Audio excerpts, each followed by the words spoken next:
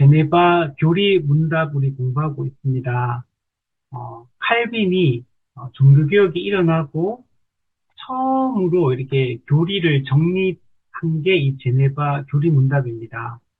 그 이후에 우리 영국에서, 독일에서, 네덜란드에서, 또 스위스에서, 프랑스에서, 스코틀랜드에서 수많은 교리 문답 신앙 고백서들이 만들어지게 되는데 그 뿌리가 이 칼빈의 제네바 교리 문답, 칼빈의 기독교 강요 이것이 가장 근본적인 뿌리가 되었다라고 이야기를 할 수 있습니다.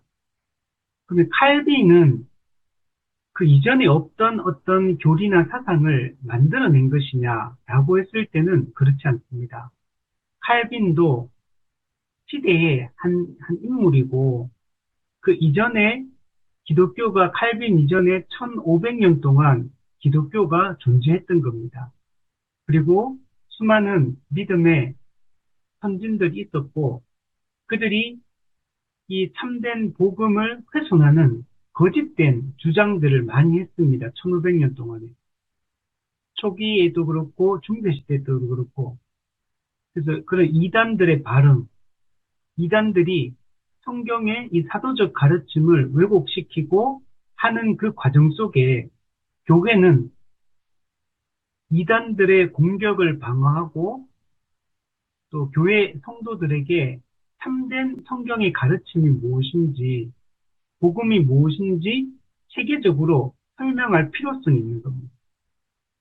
그래서 모든 이 교리가 만들어지는 과정들이 어떤 거냐면, 원래는 이렇게 문서로 된 이런 교리, 이런 것들이 딱히 필요 없는 게 성경 그 자체를 사도들이 올바르게 가르치고 성도들이 그 성경 자체를 가지고 말씀을 바르게 배우니까 왜곡된 게 없으니까 이제 큰 문제가 안 됐어요. 근데 모든 교리화되는 과정은 성경의 가르침과 반대되는 어떤 주장, 성경을 왜곡시키고 변질시키는 그런 주장들을 자꾸 하기 때문에 성경의 가르침을 보호하기 위해서 진리를 보존하기 위해서 이런 공의회, 총회가 이렇게 열리게 되고 교회 회의가 열리게 되고 그 회의를 통해서 이단을 정죄하고 참된 가르침이 무엇인가를 체계적으로 정립하는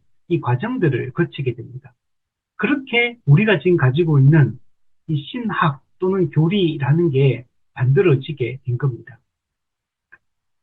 그래서 그게 초기 교회 때 일부가 이루어지고 중세 천년 동안에는 거의 많이 왜곡이 돼버리고 그래서 종교개혁을 통해서 다시 그 초기 교회 때 정립된 것들을 기반으로 또 중세시대 때도 물론 아무런 발전이 없는 건 아닙니다. 중세 때도 신학의 발전, 교리의 발전이 분명히 있습니다. 그래서 그것을 기반으로 이제 종교개혁 때 그것을 더 체계화시키는 작업들, 변질된 것들을 걷어내고 올바른 이 가르침을 다시 체계적으로 세우는 일에 이 종교개혁 시대, 정통주의 시대 때 거의 이루어지게 됩니다. 그래서 우리는 그 신학적 유산, 그리고 그 1500년 동안 기독교가 정립해온 성경의 올바른 해석에 기반해서 만들어진 그 하나님의 그 메시지, 진리들을 요약된 그 진술들을 우리는 지금 배우고 있는 겁니다. 이게 종교개혁 시대 처음으로 만들어진 게, 이 교육용으로 만들어진 게 이 제네바 교리 문답입니다. 칼빈에 의해서. 그래서 칼빈이 그 이전 시대의 1500년 동안의 신학적 유산들, 그 이전에 수많은 믿음의 사람들이 남긴 책들이 있거든요. 그것들을 공부하면서 칼빈도 그것을 기반으로 해서 이것을 칼빈은 더 체계화시키는 작업들을 더 세밀하게 정교하게 이걸 만드는 작업들을 칼빈이 그 어떤 그 역할을 한 겁니다.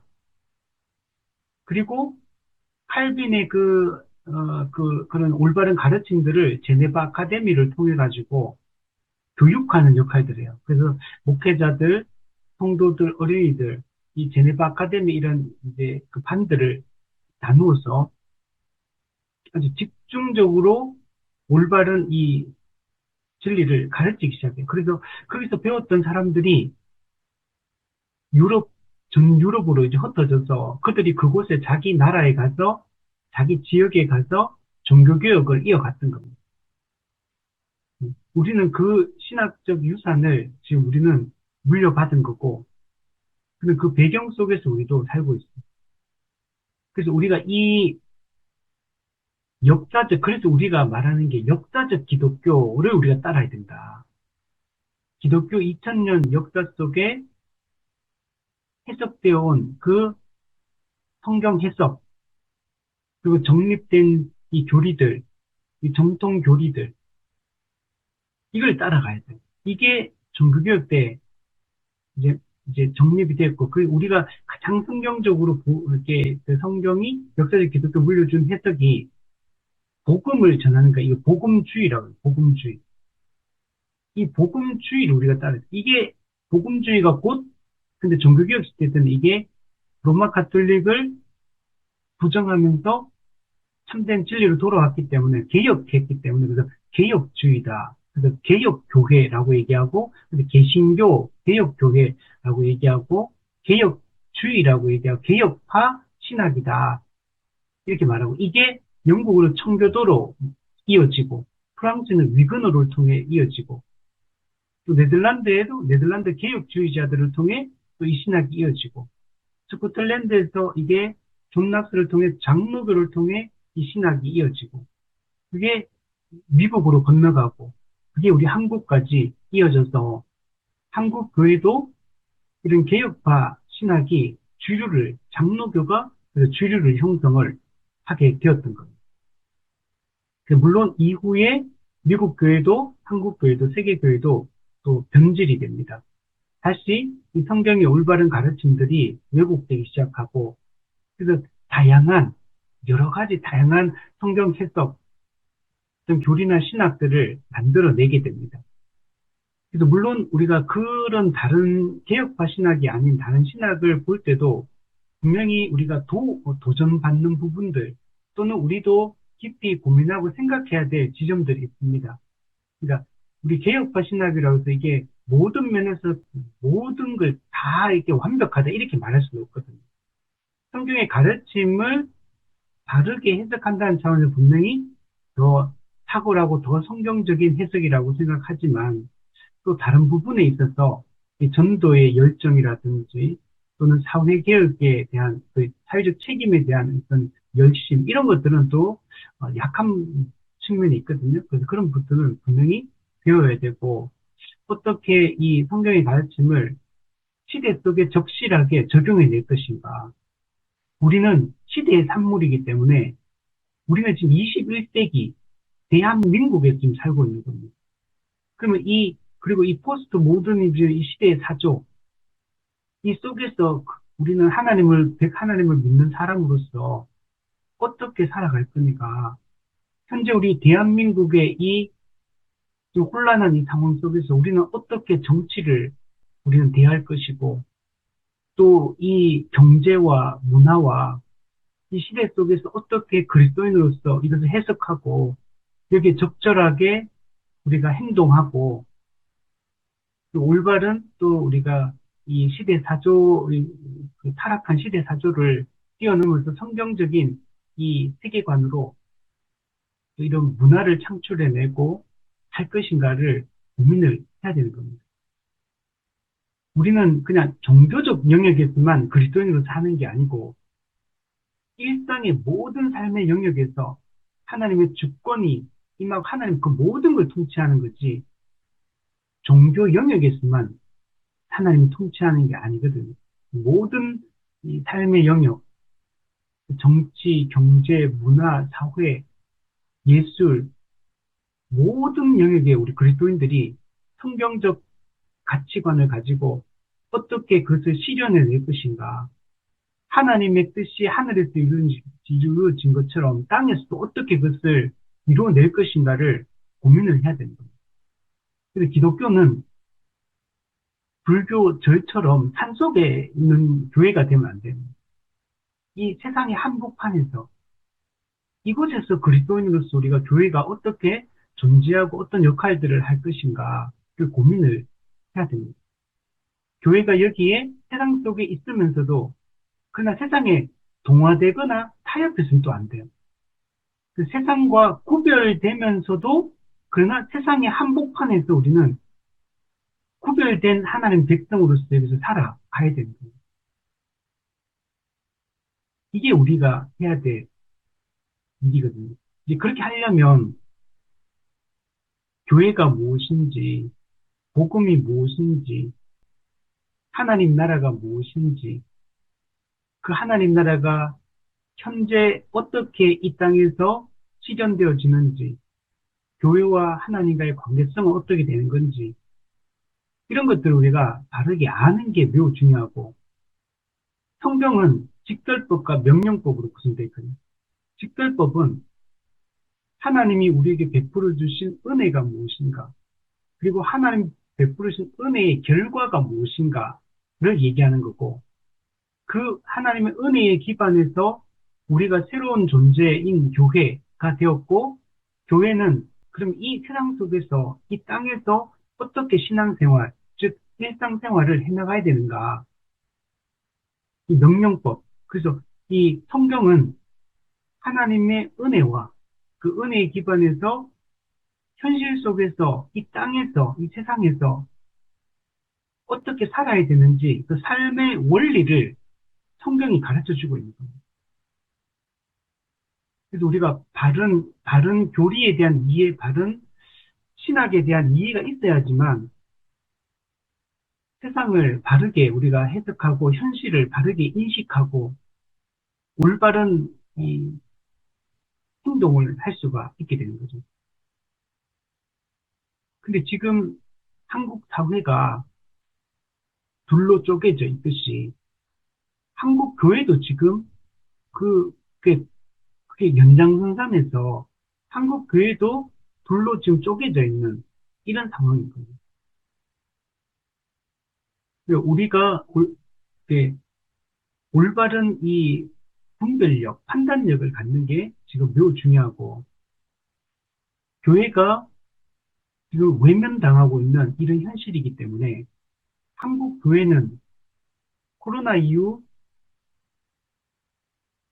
숫자적으로 엄청나게 지금 줄어들고 있고, 특히 젊은 세대가 다 빠져나가고 있고, 지금 한국 교회는 초고령 교회로 지금 진입을 하고 있고, 근데 지금 한국 교회는 세상으로도 완전히 외면당하고 있는 이런 상황이고, 지금은 전도가 어려운, 사람들의 인식 자체가 교회에 대한 기대 자체를 안 하고 오히려 교회를 욕하고 있고, 교회 안에 있는 가난한 성도는 점점 늘어나고 있고, 성도들이 교회를 실망하고 떠나는 일들은 점점 늘어나고 있는데, 반면에 들어오진 않고, 성도들은 다 대형 교회를 찾고, 교회를, 얼마 전에 어떤 우리 동역한 목사님 그러더라고요. 어떤 교회가 문제가 생겨가지고 주변에서 성도들이 그 교회를 떠난다는 얘기를 많이 들린다. 근데 교회를 성도들이 떠나가 다른 교회를 찾는다는데 자기 교회는 한 명도 안 오더라는 거예요. 그럼 도대체 그 사람들은 다 어디 갔느냐. 이렇게 얘기하면서 농담으로 하긴 했지만, 근데 어쨌든 이 지금 코로나 이후에 대구에 있는 교회들도 지금 10,000명 교회가 된다고 하는 교회가 몇 개나 있거든요.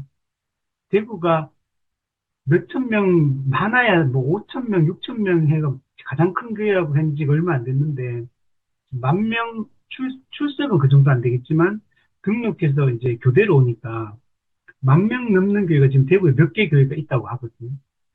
그러면 그 성도들이 불신자가 전도되는 게 아닌데, 어떻게 지금 코로나 시대에, 이 전도 안 되는 시대에 어떻게 그런 교회들은 그렇게 커지는가.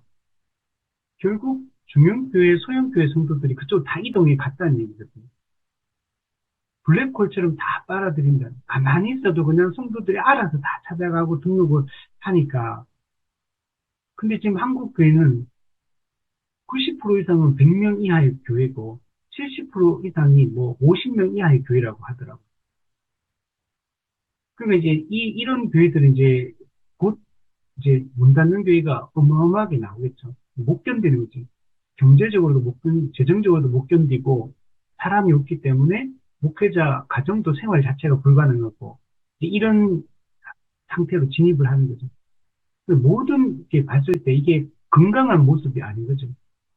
한국 교회가 바라볼 때 어느 우리 교회만 잘 된다고 되는 게 아니고 한국 교회 전체의 생태계가 올바르게 건강해져서 한국 교회가 한국 사회 속에서 좋은 역할을 할 수 있어야 되는데 그게 아니고 거기다가 생각이 달라서 교회가 지금 둘로 분열돼 있고 너무 생각이 다르고 같은 하나님을 믿고 같은 성경 말씀을 보는데 상황 판단이 물론 여기서 오해는 하지 뭐 어떤 정치적인 얘기를 하려고 하는 게 아니라 여러 면에서 신앙의 색깔 또는 삶의 방식 추구하는 거 너무 다른 방향으로 간다는 거죠. 왜 이런 분열 현상이 일어나느냐? 저는 그게 이 말씀을 우리가 바르게 가르치지 않기 때문이고 교리가 불명확하기 때문이고 신학이 다르지 않거나 또는 신학이 없거나 일관성 있는 신학이 가르쳐지지 않는 것이 문제라고 생각이 듭니다. 그래서 저는 지금 한국 교회가 살아가는 길은 오직 한 가지밖에 없다. 뭐 지금 우리가 교회에 대한 대사회적 이미지를 쇄신하기 위해서 불의 돕기를 많이 한다. 뭐 사회에 어떤 일자리를 많이 창출한다. 뭐 이런 사회적 어떤 책임을 하고 어떤 사회적인 어떤 역할들을 한다고 해서 교회 이미지가 달라지고 사람들은 교회에 올 거냐? 그리스도인들이 바르게 세워지느냐? 그렇지 않다는 거예요. 물론 우리가 그런 일들도 열심히 해야 되겠지만 선을 행하는 것도 열심히 해야겠지만 근본적으로는 말씀을 충분하게 가르치고 바르게 가르치고 선명하고 체계적으로 그래서 올바른 영적 분별력을 가진 성도들을 길러내는 것 이것이 우리가 오늘날 해야 될 가장 중요한 일이고 그게 이루어진다면 그 이후에 이 사회적 책임도 잘 감당하는 교회가 될 것이고 상식이 통하는 그리스도인들이 될 것이고 이 시대 속에서 교회가 어떤 역할을 통해 참된 빛으로 이렇게 드러날 것인가 거기서 결정될 거라고 생각합니다. 그래서 우리가 열심히 말씀을 배우고 교리를 공부하고 그 또 하나 중요한 거는 내가 옛날에 많이 배운 건 아무 소용이 없어요. 그 지금 말씀을 가까이 하고 지속적으로 교리를 배우고 더 깊이 있게 우리가 사고할 수 있는 사람으로 우리가 세워져 가는 거. 이게 지속적으로 말씀과 기도가 없을 때는 이게 불가능하기 때문에 과거에 내가 아무리 많이 알았든지 과거에 아무리 내가 성경 해석을 잘했든지 그건 아무 소용이 없는 기도 아무리 옛날에 많이 했어도 지금 기도하지 않고 지금 말씀이 없으면 안 된다는 걸 우리가 생각하고 그래서 열심히 우리가 해나갔으면 좋겠습니다. 여기 계신 분들은 다 열심히 하는 분들이죠. 다른 분들이 열심히 하는 거죠. 그렇죠? 네. 그래서 제가 그래서 이런 얘기를 먼저 한번 하고 그래서 오늘 10계명 지난주에 1계명을 우리가 나 외에 다른 신을 두지 말라에 대한 얘기를 하고 오늘은 10계명 2계명에 대해서 얘기를 합니다. 칼빈은 이 제네바 교리 문답에서 다른 교리 문답에서 이 10계명을 설명하는 방식하고는 조금 달라요. 다른 교리 문답들은 10계명 보면 대충 비슷하거든요. 대충 여러 교리 문답을 봐도 비슷한 형식으로 비슷한 내용으로 구성이 되어 있는 걸 볼 수 있는데 칼빈의 제네바 교리 문답은 조금 다르게 기록했고 다른 교리 문답에서는 어떤 설명하지 않는 이런 부분들도 좀 더 독특한 관점으로 기록을 하고 있습니다. 그래서 저도 다른 문답 볼 때는 늘 비슷했는데, 이거는 보면서, 이게 참 칼빈이 좀 더, 이렇게 말하지 않는 부분들도 많이 말하고 있구나라는 것들을 많이 생각을 했습니다. 오늘 그 내용들을 한번 보도록 할게요. 이 제네바 교리문답은 기본적으로 깁니다. 다른 교리문답은 뭐 100문, 뭐 많아야 170문, 175문 뭐 이 정도거든요.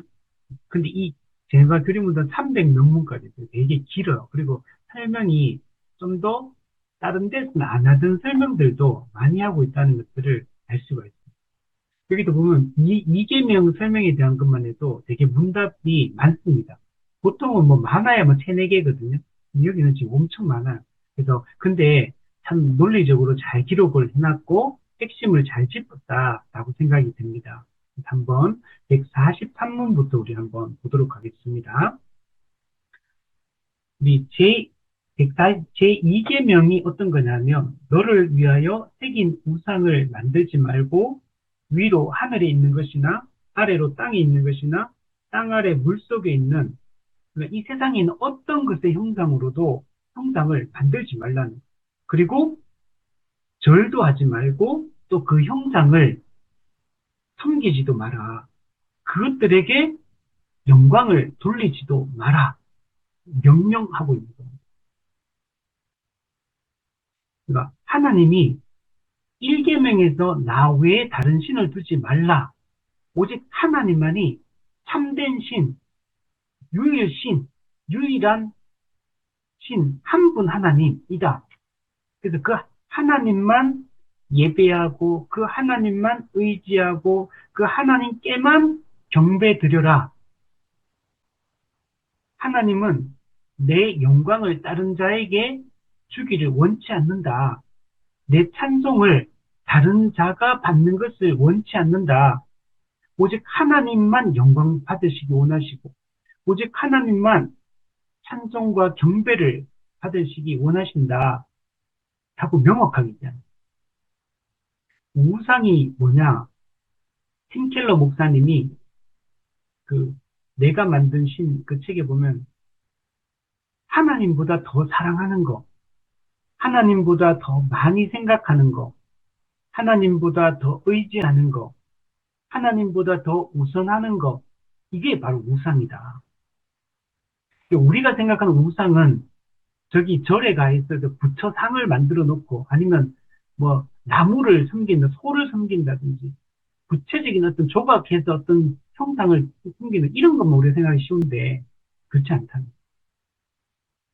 그래서 돈이 하나님보다 더 중요하고 우선되고 의지하고 할 수 있잖아요. 그게 우상이 될 수 있는 거죠. 심지어 나 자신이 하나님보다 더 중요할 수 있어요. 하나님보다 나 자신을 더 사랑하고 나 자신을 더 믿고 내 능력을 더 의지하고 하나님보다 내가 더 우선될 수도 있어요. 그래서 우리 그 사형리 그 책에 보면 의자 그림 보면 그 예수 그리스도가 그 의자의 왕자의 내 마음의 중심에 딱 앉아 있어야 되는데 내가 그 자리를 차지하고 예수님은 내 발 밑에 있을 수도 있다는 거예요.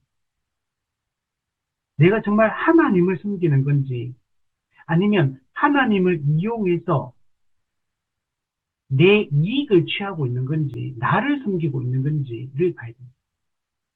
그래서 우상 숭배는 성경에 보면 구약에 보면 이사야서 이런 데 예레미야 이런 데 보면 많이 나오는데 사람이 만든 거예요 전부. 우상은 아무것도 아니고 우상은 다 사람이 깎아 만든 거고 근데 그 깎아 만들 때 자기의 욕망이 투영이 되는 겁니다. 인간 자신의 욕망이 투영된 존재가 우상인 겁니다. 그리고 그 우상을 만든 목적이 뭐냐면 나의 유익을 위한 거예요. 나를 위하여 우상을 사람이 스스로 만들어내는 겁니다.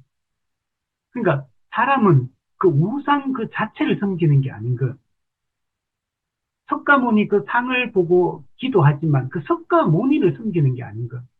자기를 섬기는 거죠. 우리가 성황당에 가서 뭐 큰 나무에다가 절하는 거, 이것도 그 나무를 섬기는 게 아니고 자기 자신을 섬기는 거예요. 자기의 욕망이 투영된 존재가 우상이고, 자기를 위하여 한 것. 그래서 여기 2계명, 1계명이 그건데, 2계명의 형상을 만들 때도 마찬가지예요.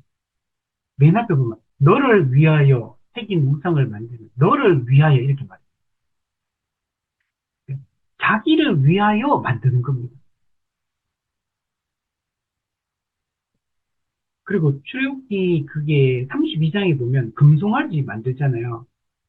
이 금송아지 만들 때도 뭐라고 얘기하냐면 자기들을 위하여 이렇게 말해요. 자기들을 위하여 금송아지 금신을 만들었으니 큰 죄를 범했도다. 자기를 위하여만. 신명기 16장 22절. 자기를 위하여 주상을 만들지 말라. 호세아 8장 4절. 자기를 위하여 은과 금으로 우상을 만들었다. 그러니까 여기서 근데 이 자기를 위하여 이 신을 만들었다는 구절이 구약에 이것 말고도 많아. 모든 우상은 자기를 위하여 만드는 겁니다. 그래서 하나님은 명백하게 얘기해요. 어떤 형상, 새긴 우상, 만들지도 말고 절하지도 말고 숨기지도 말고 그에게 영광 돌리지도 말라라고 얘기를 합니다. 자, 그런데 143문을 우리가 잘 이해를 해야 돼요. 이 계명을 잘 이해를 해야 돼요. 자칫 잘못하면 이렇게 생각할 수 있거든요. 하나님 이외에 다른 우상을 만들어서 그 우상을 섬기는 걸로 우리가 오해할 수도 있어요. 이계명. 근데 이계명은 하나님의 대체제로서 다른 우상, 다른 신을 만들어낸 게 아닙니다. 이계명에 아무 형상도 만들지 말라는 얘기는 하나님을 대체하겠다는 뜻이 아니에요. 하나님을 형상으로 섬기지 말라는 말입니다. 하나님을 섬기는 거예요. 근데 보이지 않는 그 영이신 하나님을 보이는 형태로 만들어서 애굽에서 자신들을 구원해낸 출애굽한 그 하나님으로 섬기겠다. 이게 형상을 만드는 것의 의미인 겁니다. 그래서 144문에 보시면 이 말은 하나님께서 어떠한 형상도 만들지 못하도록 전적으로 금하신 것입니까? 그러면 우리 조각가, 미술가 이런 사람들이 뭐 조각 형상도 만들면 안 되는 거예요. 그러니까 조각 자체, 형상 자체를 만드는 걸 다 인간 사회에서 하지 말라 이런 의미로 말하는 게 아니고 지금 하나님을 형상화시키는 걸 반대하는 겁니다. 밑에 답을 보시면 이 말은 하나님께서 하나님 자기 자신을 형상화, 즉 가시적으로 보이는 형태, 손에 만져지는 어떤 형태로 만들지 말라는 거예요. 그것을 통해 하나님을 경배할 목적으로. 그러니까 그 만든 그 형상 자체를 경배하는 게 아니라 하나님을 그 형상으로 만들었기 때문에 그 형상에게 절하고 경배하고 섬기는 것은 곧 하나님을 섬기는 것이라고 생각하면서 하는 이런 행위를 하지 말라고 지금 얘기를 하고 있는 거예요. 이게 대표적으로 구약 성경에 보면 이렇게 이스라엘 백성들이 했던 적이 있습니다. 그러니까 지금 이거는 이계명 같은 경우는 이방인들이 하는 게 아니고 이스라엘 사람들이 하는 걸 말하는 겁니다. 이방인들은 아예 신이 달라요. 다른 신을 섬기는 처음부터 몰렉을 섬기고 태양신 라를 섬기고 밀곰을 섬기고 아세라를 섬기고 바알을 섬기고 이거는 그냥 하나님 말고 하나님 이외에 다른 신을 타신을 섬기는 걸 얘기하는 거고 지금 여기서 얘기하는 거는 하나님을 섬기는데 하나님을 섬기는 방법에 대한 얘기를 하는 거예요. 그래서 10계명 1계명이 예배의 대상에 대한 얘기, 대상.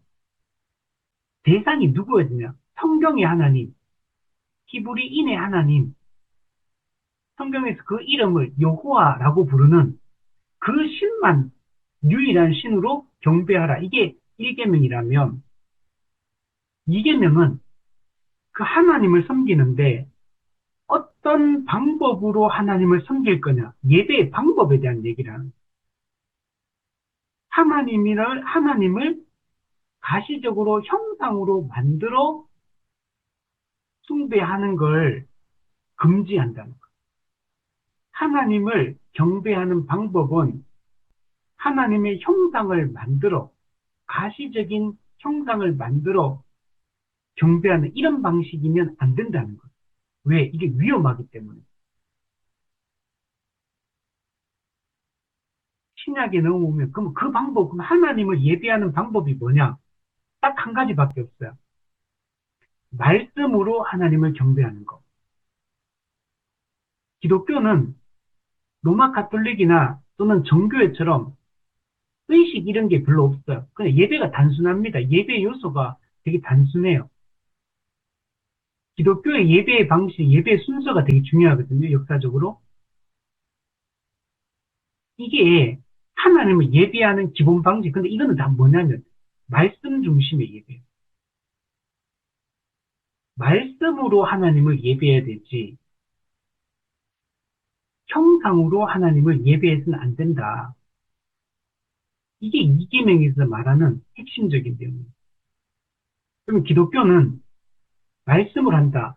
성경의 가르침을 우리가 읽고 해석하고 그 의미를 파악하고 그 설교를 통해서 공적으로 하나님의 그 진리의 복음을 선포하고 성도들은 귀로 목사가 하는 설교를 듣고 귀로 듣고 그 말씀을 우리의 이성과 지성으로 생각하고 그 의미를 받아들이고 그 말씀에 순종하고 이게 기본 교회가 하는 방식인 거예요. 이게 예배의 방식이기도 하고 기독교인의 삶의 방식이기도 한 거예요. 객관적으로 기록된 계시에 특별 계시인 성경이 있고 그 성경을 읽고 해석을 해야 돼요. 그래서 올바른 역사적 기독교, 올바르게 성령의 인도함을 따라 역사적으로 올바르게 해석해왔던 그 역사적 해석의 전통을 따라서 우리가 성경을 이해하고 그걸 적극적으로 양육하고 가르치고 그 말씀에 순종하고 그 성경의 가르침, 우주적인 하나님의 뜻과 도덕적인 하나님의 뜻, 그 뜻을 많이 알고 바르게 알고 다 알면 물론 우리가 성경 100% 이해할 수는 없어요. 워낙 이제 성경에 깊이가 있기 때문에 알면 알수록 깊은 진리를 담고 있기 때문에 우리 더 알아가야 되지만 그것에 기반해서 스스로 판단하는 것. 이 세상에 일어나는 어떤 현상들을 볼 때 우리는 성경의 이 가르침에 입각해서 우리가 그 진리를 알고 있으면 그 진리를 우리의 이성을 통해서 판단하는 거예요. 기도해주면 이게 맞다, 저게 맞다 이렇게 가르쳐주는 게 아니고 성경의 가르침에 입각해서 우리 스스로가 판단하는 거예요. 성령께서 올바르게 성경을 기반으로 해서 올바르게 생각하고 판단하고 분별하고 행동할 수 있도록 그렇게 이끌어 주십니다. 이게 성경의 방식인 거예요. 근데 형상으로 만들어가지고 말씀이 없이 그냥 형상으로 그게 그 우상이 돼버린 거예요. 그 자체가. 하나님을 대체하는 게 분명히 아님에도 불구하고 사실은 그게 하나님을 대체하는 것과 같은 그리고 하나님을 왜곡시키는 성경의 하나님이 아닌 말은 하나님이고 말은 예수님이고 말은 성령님인데 근데 성경이 말하는 하나님, 성경이 말하는 예수님, 성경이 말하는 성령님이 아닌 거예요.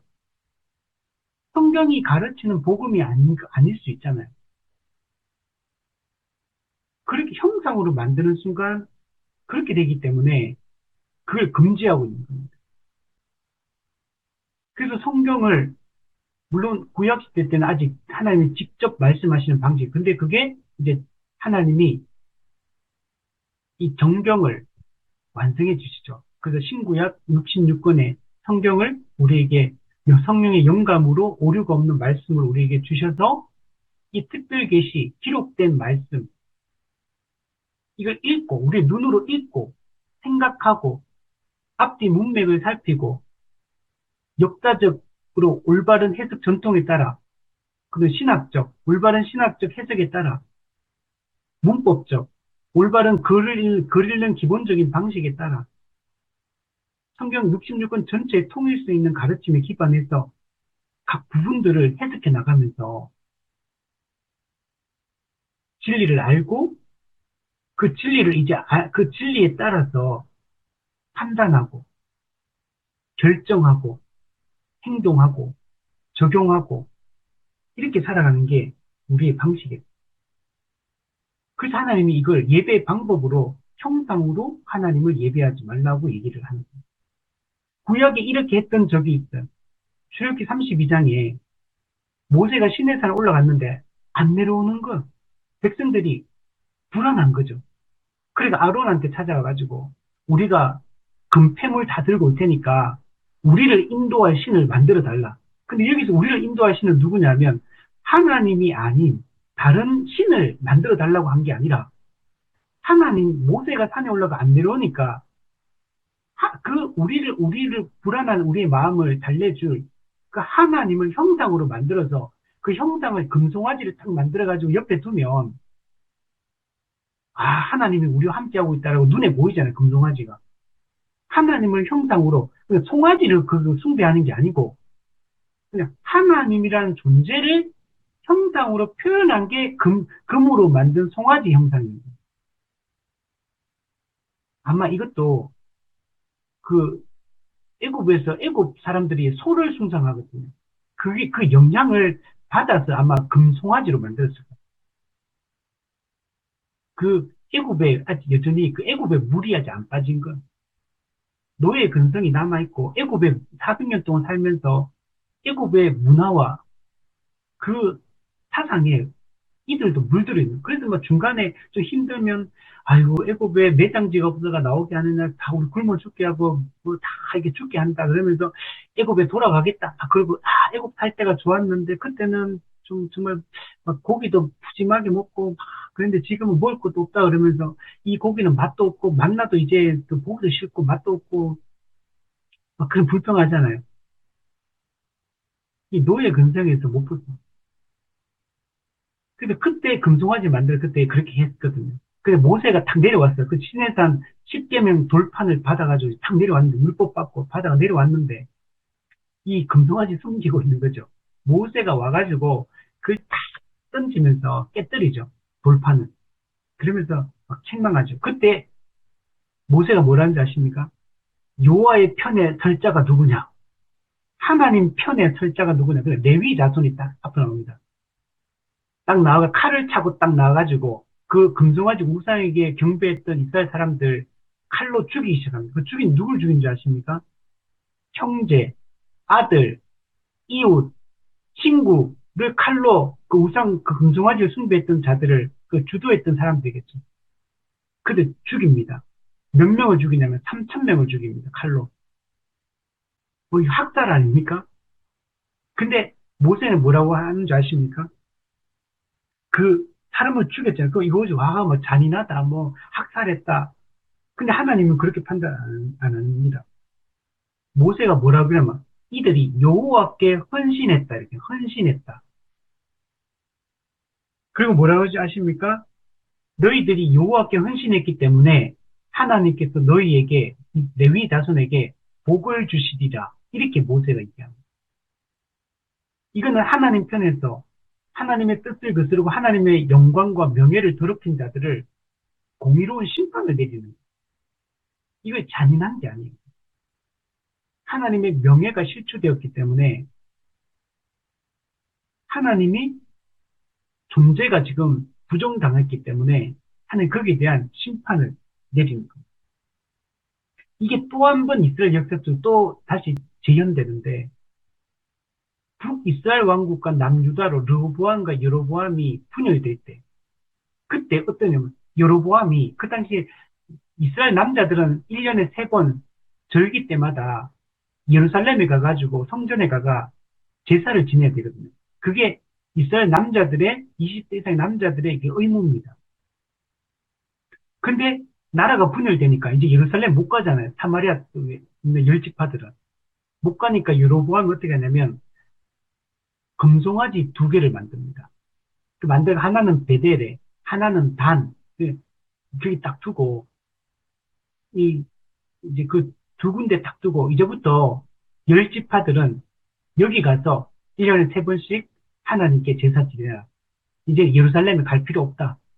이렇게 하면서 두 금송아지를 만들어요. 그때 뭐라고 얘기하는지 아십니까? 출애굽기 32장에 아론이 처음에 금송아지 만들 때도 그렇고 여로보암이 금송아지 만들 때도 말할 때 딱 만들어가 백성 앞에 딱 들고 와요. 그리고 백성 앞에서 선포합니다. 이스라엘 사람들아 들으라. 이것은 너희를 애굽에서 인도하여 낸 너희 신이다. 즉 애굽에서 출애굽시킨 너희 하나님이다라고 말하면서 그 금송아지를 앞에 딱 가지고 옵니다. 하나님을 대체하는 게 아니고 하나님을 형상으로 만들어서 그리고 그들은 아론도 그렇고 이 여로보암도 그렇고 이걸 잘하는 거라고 생각해요.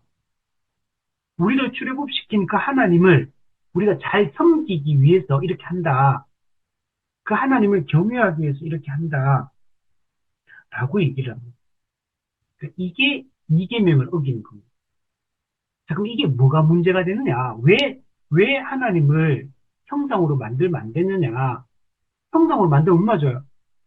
그 가까이 있으니까 눈에 보이니까 더 신심이 높아지고 하나님을 더 의지하고 더 경배하고 이게 눈앞에 딱 보이니까 우리 똑바로 죄지면 안 되겠다. 하나님 잘 믿어야겠다. 이런 생각할 거 아니냐. 이렇게 생각할 수 있잖아요. 그래서 사람들은 다 이렇거든요. 인간의 본성 자체가 그래요. 그래서 모든 우상을 보면 다른 신들 보면 뭔가 사당이 있고 그게 뭔가 그림을 그려놓든지 조각을 해놓든지 뭐 눈에 보여야 돼. 성황당에 가가 막 뭐 빨간 줄, 뭐 고추 뭐 이런 게 막 걸어놔야 돼. 이렇게 뭐 줄 막 쳐놓고 막 집으로 묶어놓고 이런 거.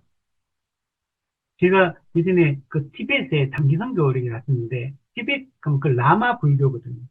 거기도 그 산에 가면 있어요. 그래서 큰 나무 같은 데 아무것도 없는 그냥 들판 같은데 아니면 산 꼭대기 이런 데다가 돌 쌓아놓고 거기다가 나무 같은 이렇게 해가지고 막 노란색, 빨간색, 파란색 막 그냥 처음에 저거 딱 보니까 막 섬찟하더라고. 제가 처음에 그 단기선교 갔다가 산 꼭대기 그때 뭐 눈보라가 막 그때 치고 막 그랬거든요.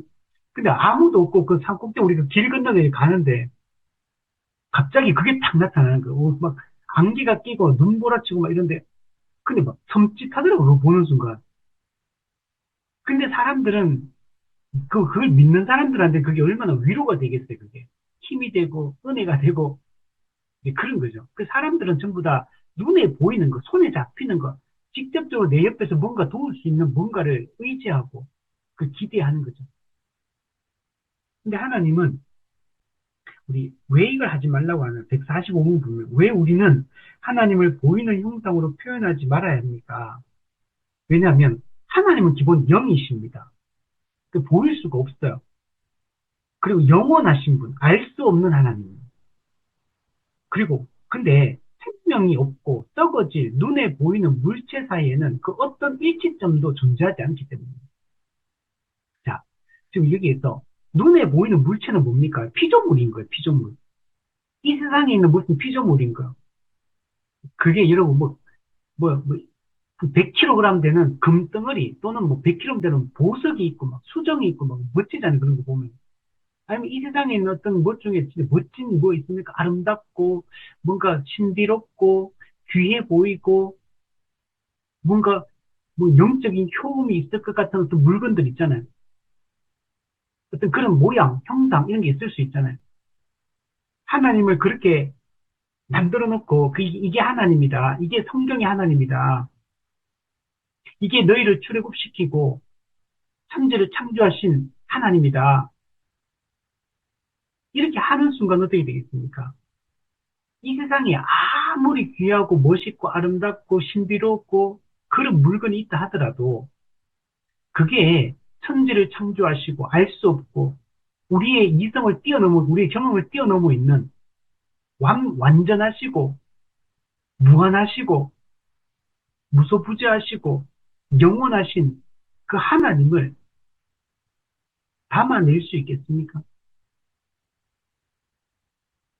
그렇게 큰 존재, 위대하고 강하고 큰 존재를 왜곡됨이 없이 비출 수 있느냐는 것.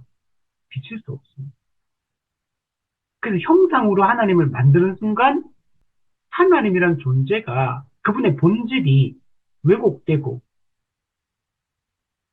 변질될 수밖에 없는 것. 그 어떤 것도 그 크신 하나님을 담아낼 수 있는 그릇이 없어요. 그렇기 때문에 형상으로 만들면 하나님은 변질될 수밖에 없는 거예요. 그분의 본질이, 그 존재가, 그분의 성품이, 그분의 능력이 다 축소되고 왜곡될 수밖에 없습니다. 그렇기 때문에 우리가 이런 것들 하면 안 된다는 거예요. 그 하나님은 영이시기 때문에 영으로 우리도 사람도 영이잖아요. 하나님은 그분의 뜻을 구약에는 직접적으로 말씀하셨고 신약에는 그 말씀을 성경으로 기록해서 주신 것. 그 특별 계시, 하나님이 자신과 자신의 뜻을 알려준 게 특별 계시 기록된 성경 말씀입니다. 우리가 이게 중요한 거예요. 기록된 말씀이 중요한 거예요. 기록된 말씀. 눈에 보이는 이 66권에 우리 손에 잡히고 지금 우리가 눈으로 읽을 수 있는 이 기록된 말씀. 이걸 통해 우리가 하나님 자신을 알려줬기 때문에 이걸 통해 하나님이 어떤 분인지 알아가야 되고 그분의 사역과 그분의 능력과 그분의 인격과 그분의 존재와 그분의 약속과 이걸 살피면서 우리가 하나님을 알아야 된다. 고린도 교회가 수많은 문제가 발생하는데 그 원인을 바울은 이렇게 말해요. 너희가 기록된 말씀 밖으로 넘어갔다. 기록된 말씀 밖으로 넘어갔기 때문에 즉 복음을 견고하게 붙들지 못했기 때문에 이 문제가 발생했고 고린도 교회가 그 수많은 갈등과 그 약점들을 가지게 된 겁니다. 146문에 보면 하나님을 이런 식으로 표현하기를 원한다는 것은 결국 하나님의 명예 또는 하나님의 종기를 더럽힌다는 말입니까? 그렇습니다. 하나님의 본질을 약화시키고 왜곡시켰기 때문에 이게 하나님의 명예를 더럽히는 것. 하나님의 명예를 실추시키는 것입니다. 하나님의 존귀하심을 더럽히는 것. 그래서 우리가 이걸 조심해야 되는 겁니다. 147문에 보면 여기서는 어떤 예배 형식이 정죄되고 있는 것입니까? 자, 여기 보세요. 예배 형식이라고 말해요. 예배 형식. 예배 방법에 대한 얘기를 하는 거예요. 이게 왜곡되면 안 된다는 겁니다.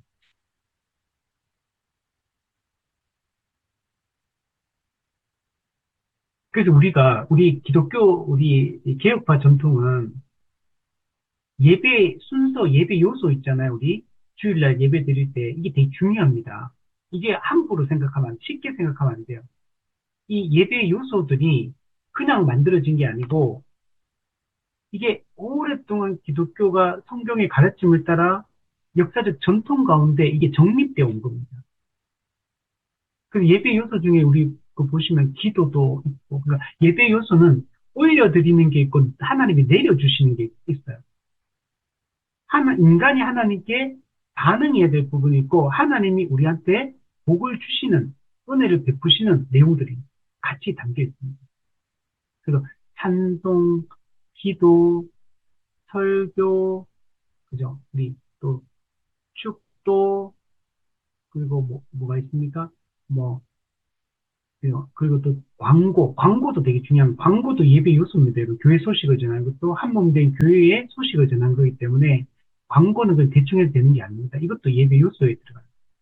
그리고 예배 끝나고 나서는 교회 공동 식사. 이 교회 식사도 되게 중요합니다. 이것도 꼭 하고 가야 돼요. 성도의 교제거든요. 중요한 부분이고. 또 주일날 하는 성경 공부, 복음 전도, 또 이웃사랑 실천, 즉 구제와 봉사, 섬김. 이게 다 예배 요소입니다. 이 전부 다가. 이걸 여기에 집중하는 날이 주일 공예배 시간. 그리고 주일 공예배 하루 온종일. 우리 교리문답 붙이면 하루 온종일.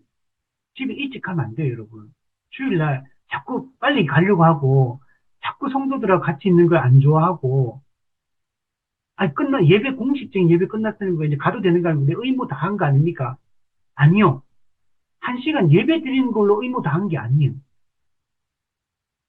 아니, 오늘 성경 공부도 다 끝났는데요. 아니, 그거 끝났다는 성도의 교제래. 같이 이야기를 나누고, 영적인 대화를 나누고, 공적으로 하는 그런 예배나 그런 성경뿐만 아니라 성도들 서로 3, 4, 5 모여가지고 서로 안부를 묻고 이야기를 나누고 고민을 털어놓고 삶을 공유하고 이런 거 해야 돼요. 이것도 다 예배 요소에 다 들어가는 겁니다. 그래서 하루 온종일 저희 교회도 이제 이런 걸 꿈꾸는데 참 어렵더라고요. 이제 막 피곤해하고 어, 저희 한 5시 반 정도까지 이제 보통 이제 점심 먹고 2시부터 이제 찬양하고 기도하고 성경 공부하면 한 5시에 5시 반 사이부터 마치는데 근데 저는 사실 되게 아쉽거든요. 성경 공부 한 2시간, 2시간 반 정도 이렇게 토론하고 나눔하고 이렇게 하는데 저는 되게 짧게 느껴져요. 너무 빨리 지나가가지고 더 하고 싶은데 근데 성도들은 피곤해하기 때문에 저희도 아직 하루 온종일 못 지키고 있어요. 사실 저녁까지 해야 됩니다. 그 옛날에 우리 보세 저녁 예배 하잖아요. 왜 예배를 저녁 예배 할까요? 오후 예배 안 하고 옛날에. 하루 온종일을 거룩하게 주일을 지키려고 하는 거거든요.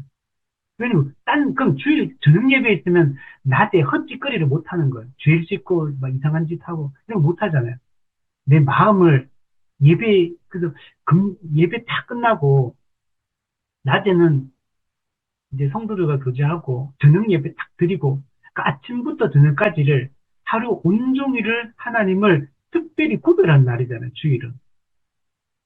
모든 날은 같은 날이에요. 근데 주일은 또한 특별한 날이에요. 구별된 날이에요. 아니, 근데 또 똑같아요. 똑같기도 하고, 구별되어 특별하기도 하고. 이 땅에는 이미 아직 속이기 때문에 그런 이제 형식이거든요. 사실 좋은 거는 교회가 편안하게 늦게까지 성도들과 교제하고, 집에 가면 뭐합니까? 그럼, 그죠? 집에 가도 쉬는 거잖아요. 그죠? 여러분, 주일날 안식을 누린다, 쉰다는 게 아무 일도 안 해가 몸이 쉰다, 이런 걸 말하는 게 아니에요. 기독교에서 안식이라는 개념은 섬김으로 안식한다. 섬김으로 쉰다. 이런 개념이에요. 그러니까 주일날 이런 얘기 하죠.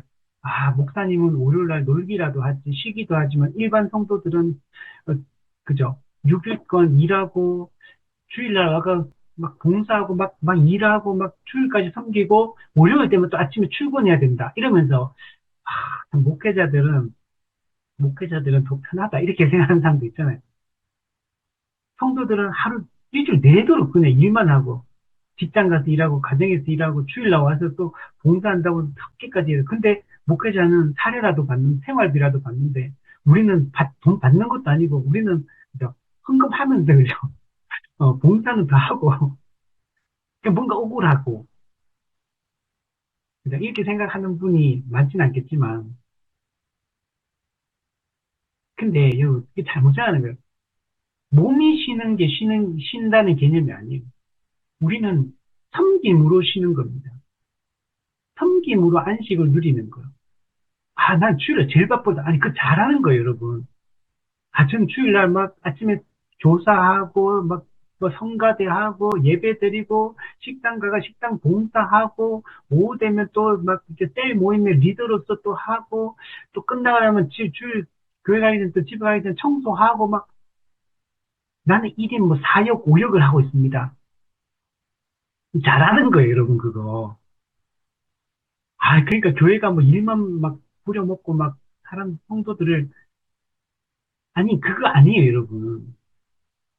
그걸 통해 쉬는 거예요. 그게 영적으로 안식하는 방식인 거예요.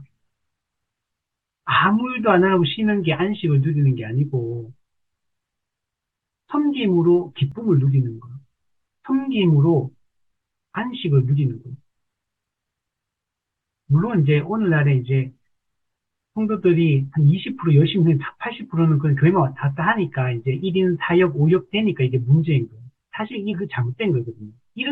이거는 원래는 모든 세례교인, 등록교인, 즉 정회원은 반드시 봉사를 해야 돼요. 반드시 교회에서 숨겨야 돼요. 근데 그렇게 안 하니까 몇 사람 열심히 하는 앞에 선 사람들이 막 일이 막 몰리듯이 이렇게 되는 거죠. 잘못된 방식이거든요.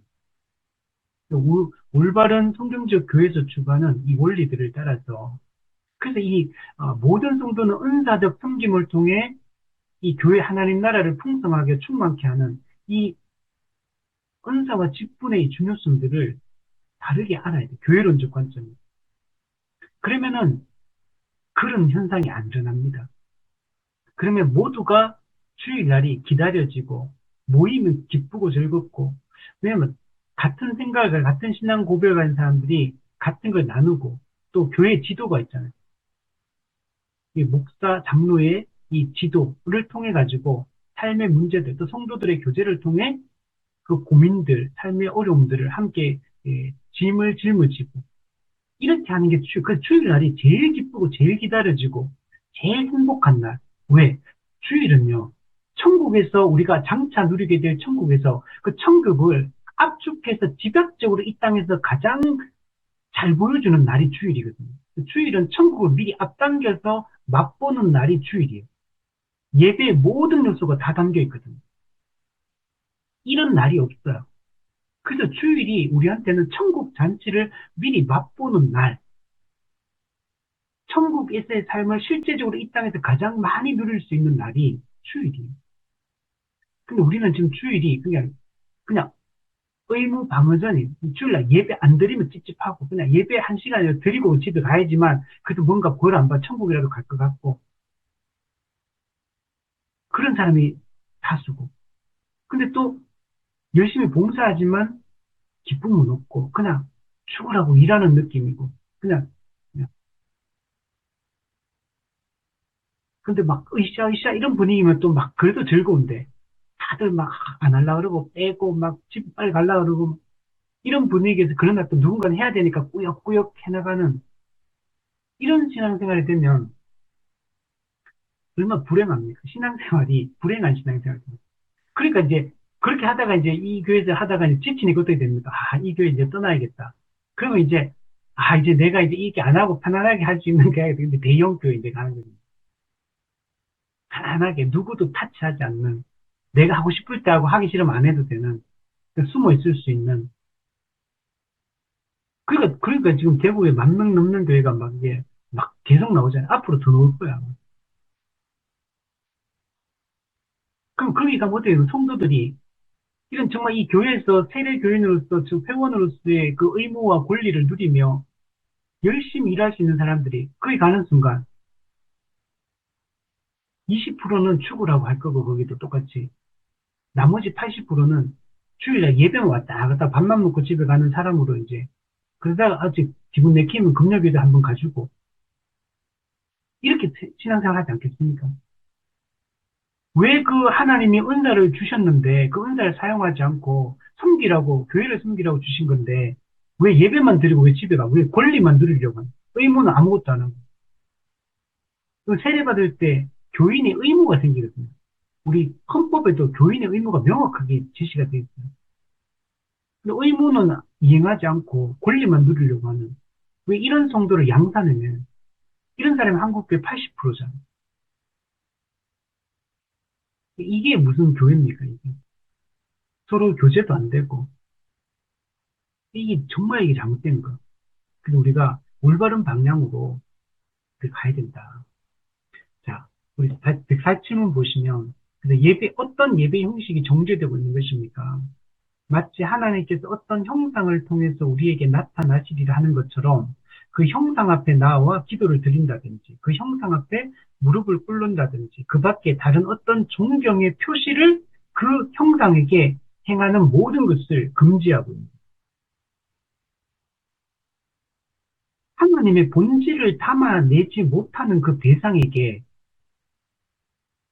하나님인 것처럼 하나님께 드려야 될 존귀와 영광을 그 그죠? 불완전한 존재에게, 불완전한 형상에게 드리게 되기 때문에 하나님께 마땅히 돌아가야 될 영광이 하나님께 돌아가지 않는 겁니다. 하나님의 영광이 훼손되고 하나님의 영광을 가로채는 겁니다. 그래서 하나님의 이름이 모욕을 당하는 것. 이런 자들을 아까 얘기했잖아. 심판을, 그래서 레위인이 칼 들고 가가지고 형상을 만들고 예배한 자들 3천 명을 그냥 칼로 쳐다냈잖아. 하나님께 헌신했다. 그들은 하나님께 복받을 것이다. 하나님의 영광을 가로채는 걸 하나님은 용납하지 않으십니다. 이사야 말씀에 내 영광을 다른 자에게 주지 않겠다. 하나님은 홀로 영광 받으시기 합당하시고 하나님은 그 영광을 어느 누구하고도 나누기를 원치 않는 분입니다. 그게 정당합니다. 그게 옳은 것입니다.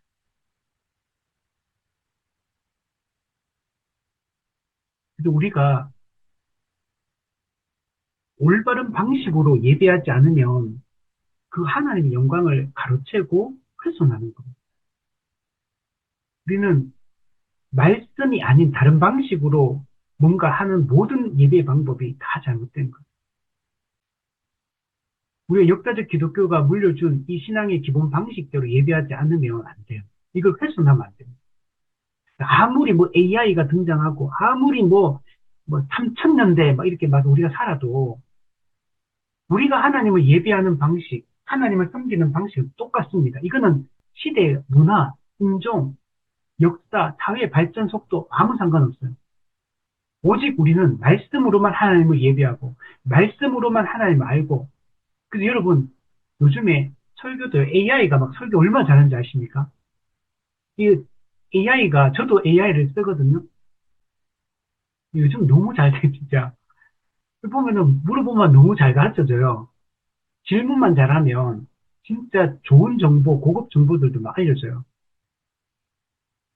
그래서 저는 이걸 잘 활용하는 것은 되게 필요하다고 생각이 들어요.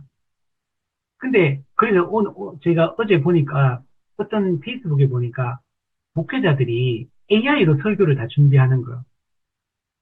그래서 설교를 준비가 가능하거든요, 지금. 그냥 문장만, 질문만 잘해주면 돼요. 설교 잘 요약해줍니다.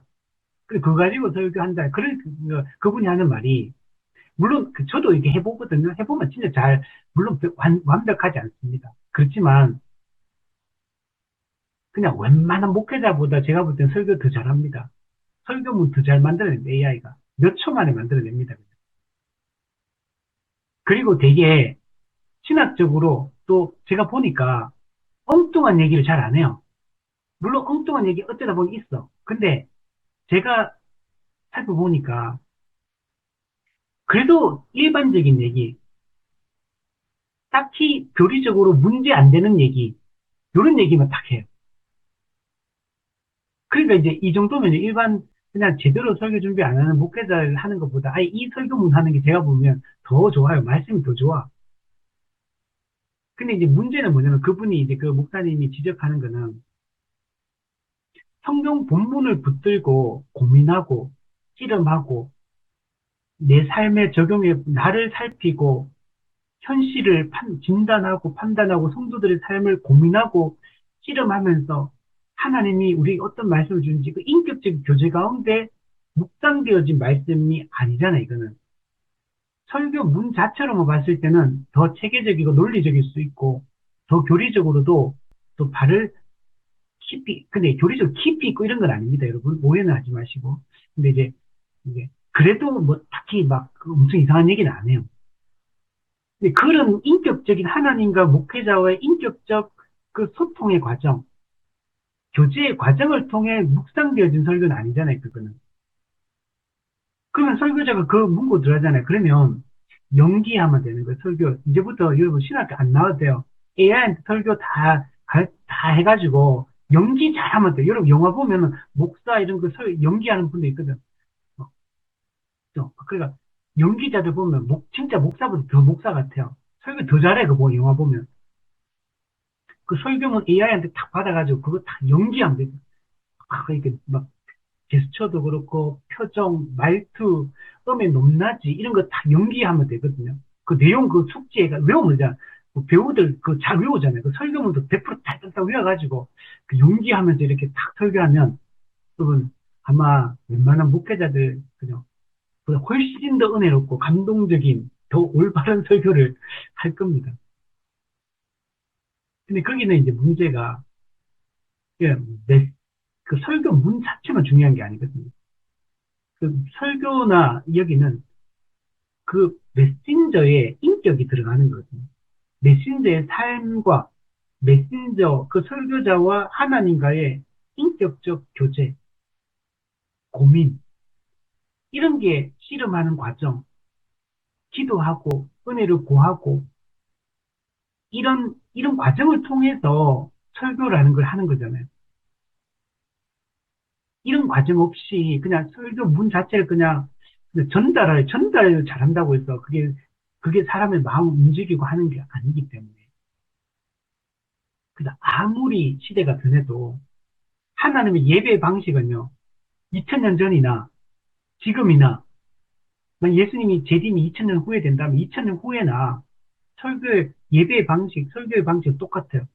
어떤 분들은 설교 이거 참 그냥 성도들 앉아있고 목회자는 앞에가 일방적으로 막 말하는 이런 형식의 주입식 같은 설교. 그냥 목회자의 그런 그냥 이게 일방적인 주장 같은 설교. 그냥 성도들은 수동적으로 앉아가 듣기만 해야 되는 그 설교란 형태는 이건 너무 안 맞는 형식이다. 그래서 설교를 바꿔야 된다.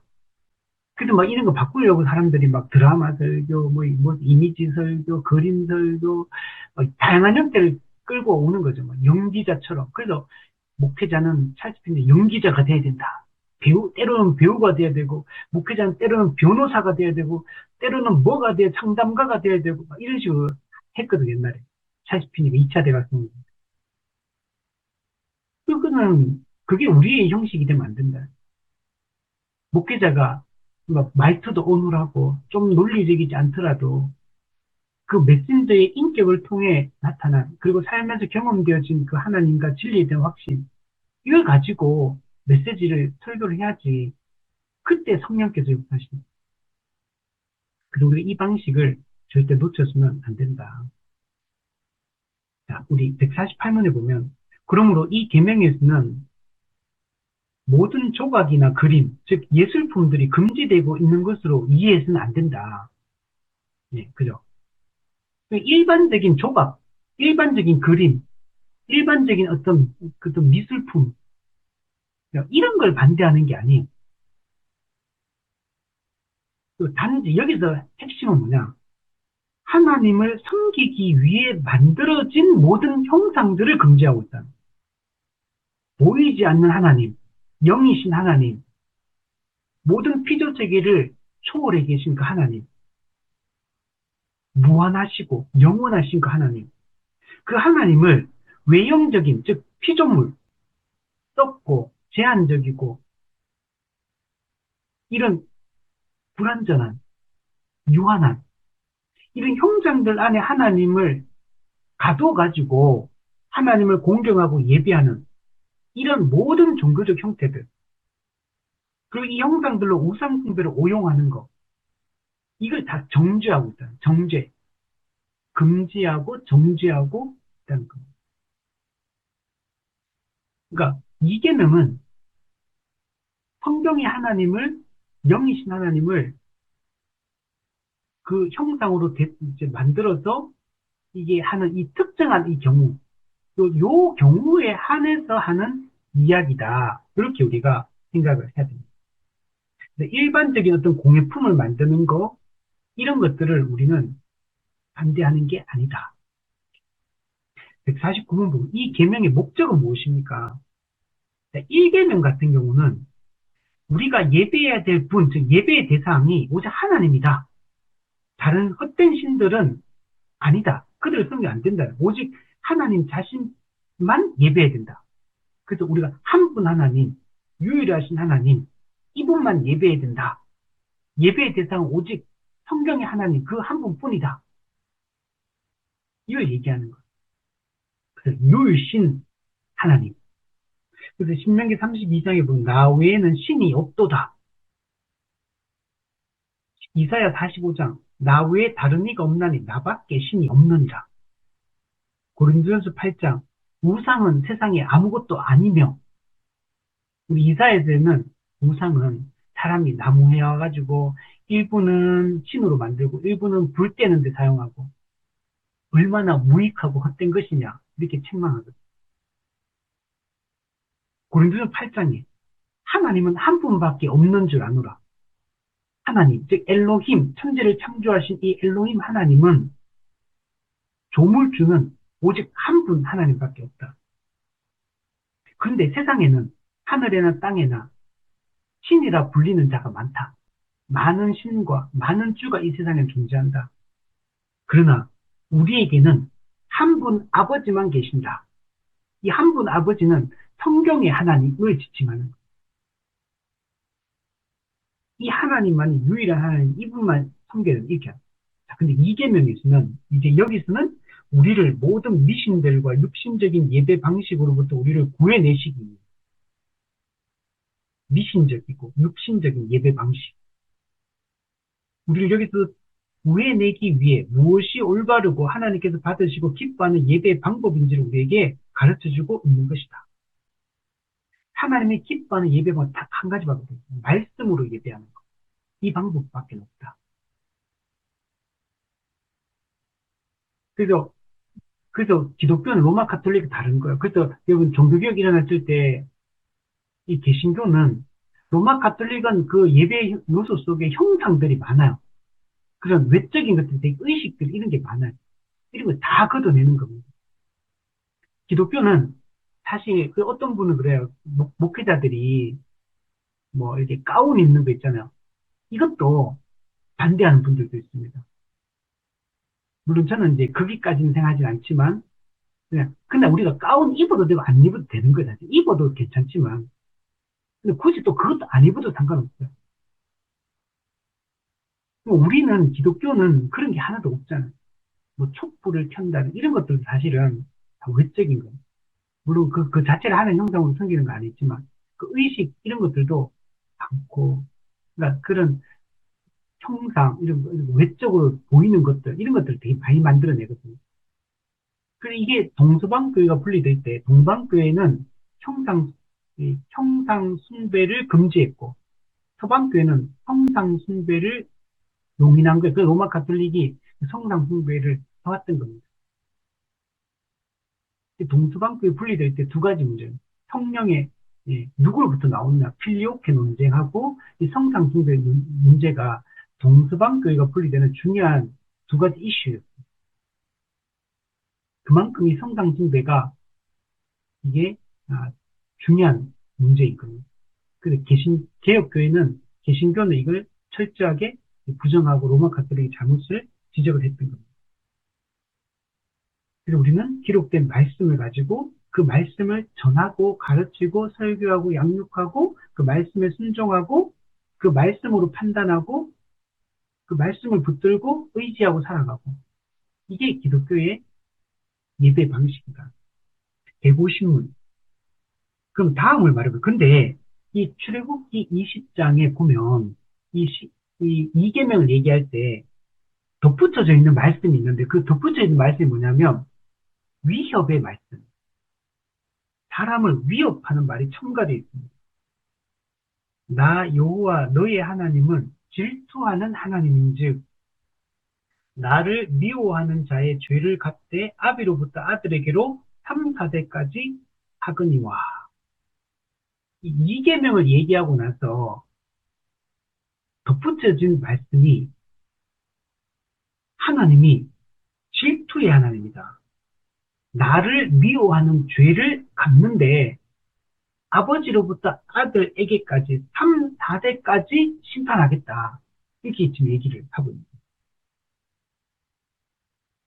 하나님 1계명 다른 신을 섬기는 것도 심판할 뿐만 아니라 형상으로 만들어 왜곡하는 이 하나님의 명예를 실추시키는 이런 예배 방식을 사용할 때도 하나님의 본질이 왜곡되기 때문에 이 죄를 짓는 거에 대해서 심판하겠다. 그래서 아까 출애굽기 32장에 칼을 들고 레위인들이 3,000명을 칼로 쳐 죽인 겁니다. 그게 하나님의 공의로운 심판인 거. 지금 그렇게 하듯이 여기서 하나님은 질투의 하나님. 그럼 성경의 구약 성경에 하나님을 표현하는 표현 중에 이 질투라는 표현이 많이 나옵니다. 하나님은 항상 이게 여러 군데에서 구약에 보면 자신을 질투의 하나님이다. 근데 질투라는 게 그거잖아요.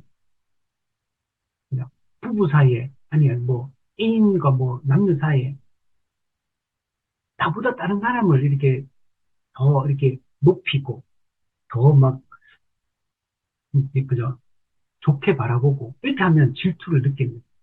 심지어 그 유튜브 이런 데 보면, 뭐, 아, 이게 부부 사이에, 또는 남자친구, 여자친구 사이에 이렇게 보면, 어떤 TV에서 어떤 그 사람이 그 가수들, 이런 사람들 보면서, 너무 예쁘다, 몸매가 너무 예쁘다.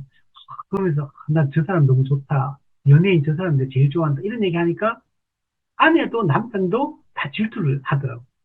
연예인이고 사실 TV에 나온 사람이잖아요, 그냥. 사실 아무 나하고 상관없는 사람, 내가 그 사람 만날 일도 없는 사람이잖아. 근데 그렇게만 얘기해도 질투를 느끼잖아, 사람은. 근데 하나님도 그렇다는 거. 하나님이 아닌 다른 우상 또는 다른 존재, 또 자신의 본질을 왜곡시켜서 하나님을 하나님으로서 예배하고 경배하지 않을 때 자신의 영광이 더럽혀지기 때문에 하나님 그걸 가만히 있지 않겠다.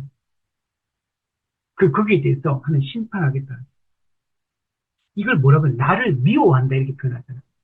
하나님을 하나님 있는 그대로 받아들이고 있는 그대로 알고 있는 그대로 예배하고 합당하게 예배해야 되는데 그렇게 하지 않을 때 그것이 나를 미워한다라고 표현하고 있어요, 지금. 사람들은 하나님을 경배 안 하겠다는 게 아니거든, 형상을 만들어도. 근데도 불구하고 하나님이 자신의 본질이 왜곡될 때 나를 미워한다. 아까 앞부분은 뭐라고 했어요? 나의 명예를 더럽힌다 이렇게 표현해요. 이걸 용납하지 않고 죄를 갚겠다라고. 151문 보세요. 근데 왜 하나님께서는 당신의 힘에 대해서 말씀하십니까? 당신의 힘이 뭐냐면 여기서 말하는 거. 하나님을 이렇게 왜곡시킬 때 하나님 심판하겠다는, 이거 하나님의 힘을 보여주는 장면이거든요. 공의로운 심판을 하는 게 하나님 당신이 무기력한 존재가 아니라는 걸 보여준다는 거. 하나님 질투의 하나님이고 나는 내 명예를 더럽힐 때 가만히 있지 않겠다는 거, 하나님께서. 하나님 자신의 힘을 보여주는데 어떻게? 아버지로부터 아들에게까지 3, 4대까지 심판하겠다는 거. 밑에 보시면 하나님께서는 자신의 영광을 유지할 수 있을 만큼 강력한 분이라는 사실을 나타내 보이기 위해서 하나님이 자기를 미워하는 자의 죄를 3, 4대까지 갚겠다. 이렇게 지금 얘기하는 거예요. 하나님 어떤 분이냐? 자신의 영광을 스스로 지키는 분이에요. 힘이 없으면 자신의 영광을 지킬 수 없거든요. 실추된 자기의 명예를 회복할 수 없어요. 힘이 있으면 덜 할 수 있거든요. 힘이 있으면, 권세가 있으면 자신의 영광을 지킬 수가 있는, 빼앗기지 않을 수 있는.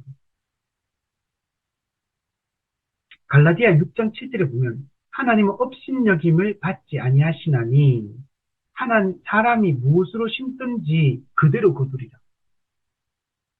하나님은 업신여김을 받지 않습니다. 하나님은 무시당하지 않아요. 자신의 명예를 실추시키고 자신의 명령을 어기고 이렇게 할 때 하나님은 용납하지 않겠다는, 하나님 심판하겠다는. 이사야 48장에도 보면 나는 나를 위하여 일을 이룰 것이야. 이 일을 새 일을 행하겠다 하나님께서. 장차 메시아가 오셔서 새 일을 행하겠다 이 말이거든요.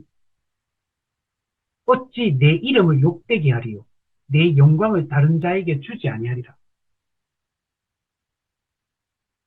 여기서 이렇게 말해. 하나님 나를 위하여 나를 위하여 일을 행할 것이다. 나를 위하여가 제가 이거 성경 번역이 잘못된 줄 알았어요. 처음에 보고. 똑같은 말을 두 번 반복해서 기록해놨더라고.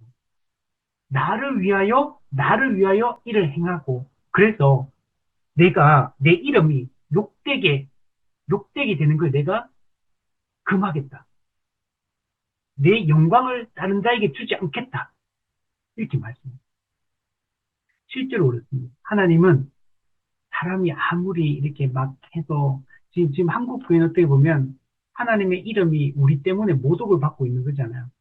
교회가 교회답지 않고, 교회가 말씀의 가르침대로 살지 않고, 교회가 부패하다 보니까 사상이 부패하고, 삶이 부패하고, 이렇게 하다 보니까 하나님의 이름이 모독을 당하고 있거든요. 그러나 여러분, 하나님은 자신의 명예를 스스로 지키는 겁니다. 하나님은 성경의 그 하나님을 왜곡시키고 하나님이 기뻐하지 않는 다른 방식으로 나오는 자들을 용납하지 않으십니다. 로마 가톨릭 교회가 1000년 동안 예배를 드렸잖아요. 근데 거기서 물론 다는 아니겠죠. 그래도 올바른 이해와 예배를 드리는 분들도 있겠죠. 근데 그렇지 않은 모든 것에 대해서 하나님이 그 예배를 받지 않으셨습니다. 1000년 동안 하나님께 예배를 드렸지만 성경의 그 하나님을 왜곡시키고 구원의 방법을 왜곡시키고 권위를 손상시킨 그 예배는 받지 않으시는 거예요. 이사야 말씀, 말라기 말씀도 보세요. 이스라엘 백성들은 제사를 단 한 번도 멈춘 적이 없어요. 항상 하나님께 아침 저녁으로 제사를 지내고 절기 때마다 지내고 특별한 날마다 월상마다 드리고 항상 하나님께 제사를 지냈지만 이사야 말씀도 그렇고 말라기 말씀 보세요. 내가 너희 예배를 제사를 받지 않겠다 말이야. 너희가 아무리 많은 양과 소를 끌고 와서 제사를 지내도 내가 너희 예배를 제사를 받지 않겠다. 성전 문을 닫을 자가 있었으면 좋겠다. 너희가 외식하면 형식적으로 드리는 그 제사 때문에 내가 뭐 표현이 정확히 안 나는데 어, 그, 견딜 수가 없다. 너무 이게 참된 예배가 아닌 이런 예배 제사를 드리니까 내가 그게 구역질이 나서 이제 견딜 수가 없다. 그래서 성전문을 닫았으면 좋겠고 이제는 그 양과 소를 끌고 오지 마라. 제사 드리지 말라는 얘기예요. 그만큼 하나님이 보실 때는 그 위선적이고 형식적인 거 하나님은 참지 못하시거든. 하나님 왜? 거룩하시고 의롭기 때문에 위선적인 것을 하나님 못 참으십니다. 예수님도 보세요.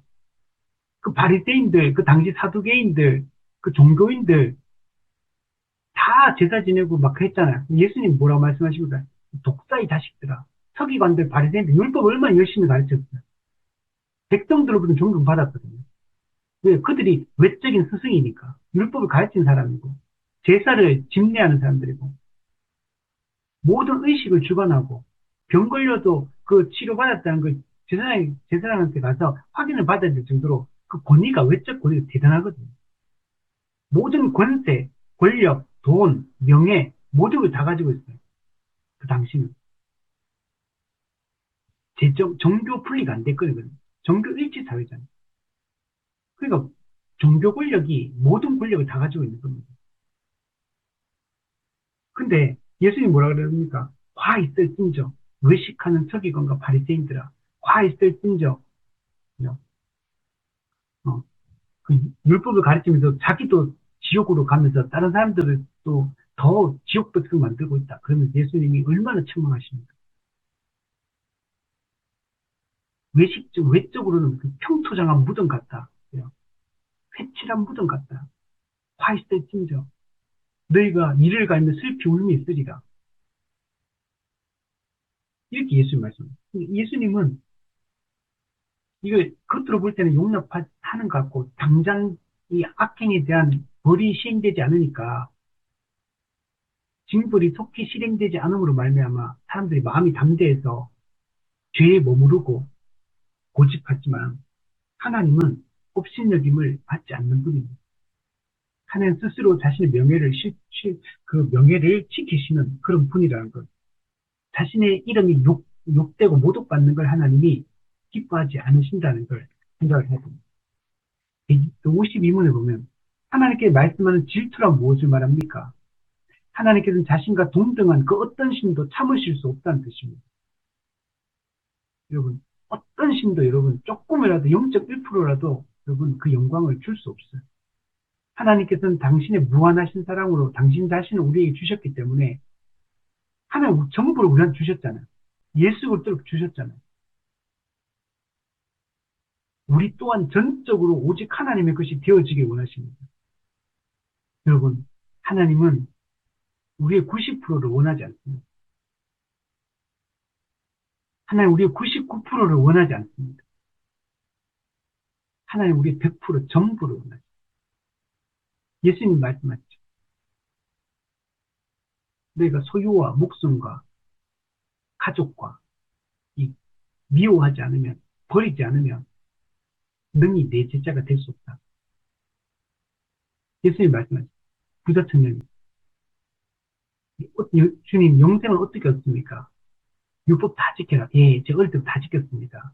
한 가지 부족한 것이 있다. 네 모든 재물을 팔아 가난한 자에게 다 나눠주고 너는 나를 따르라. 베드로 이렇게 제자들 부르실 때 보세요. 배와 그물을 버려두고 모든 걸 버리고 아버지와 배를 버려두고 예수님을 따르잖아요. 따른다고 할 때는 전부를 거는 겁니다. 지극히 값진 그 밭에 감추인 보아보죠. 전 재산 팔아가지고 그 밭과 교환하는 거예요. 예수 믿는 거는 비용 계산, 전부를 걸어야 돼요. 내 존재 전체, 내 인생 전체, 내 가진 것 모든 거. 예수 믿는 거는 전부를 걸고 예수님을 따르기로 결정하는 걸 얘기를 하는 겁니다. 이런 이유 때문에 우리 영혼의 정조, 순결, 정절, 정조는 영혼을 오직 그분에게만 드리는 것이며 반면에 하나님 외에 어떤 다른 미신에 빠지는 우리 영혼의 음행, 간음을 하는 것입니다. 그리고 구약에 보면 하나님과 이스라엘 백성과의 관계를 어떻게 묘사하냐면 결혼 관계로 항상 묘사합니다. 하나님과 이스라엘 백성이 언약 맺은 걸 결혼했다 이렇게 표현합니다. 신약에서 예수님과 교회의 관계를 얘기할 때 항상 신랑 신부라고 얘기해요.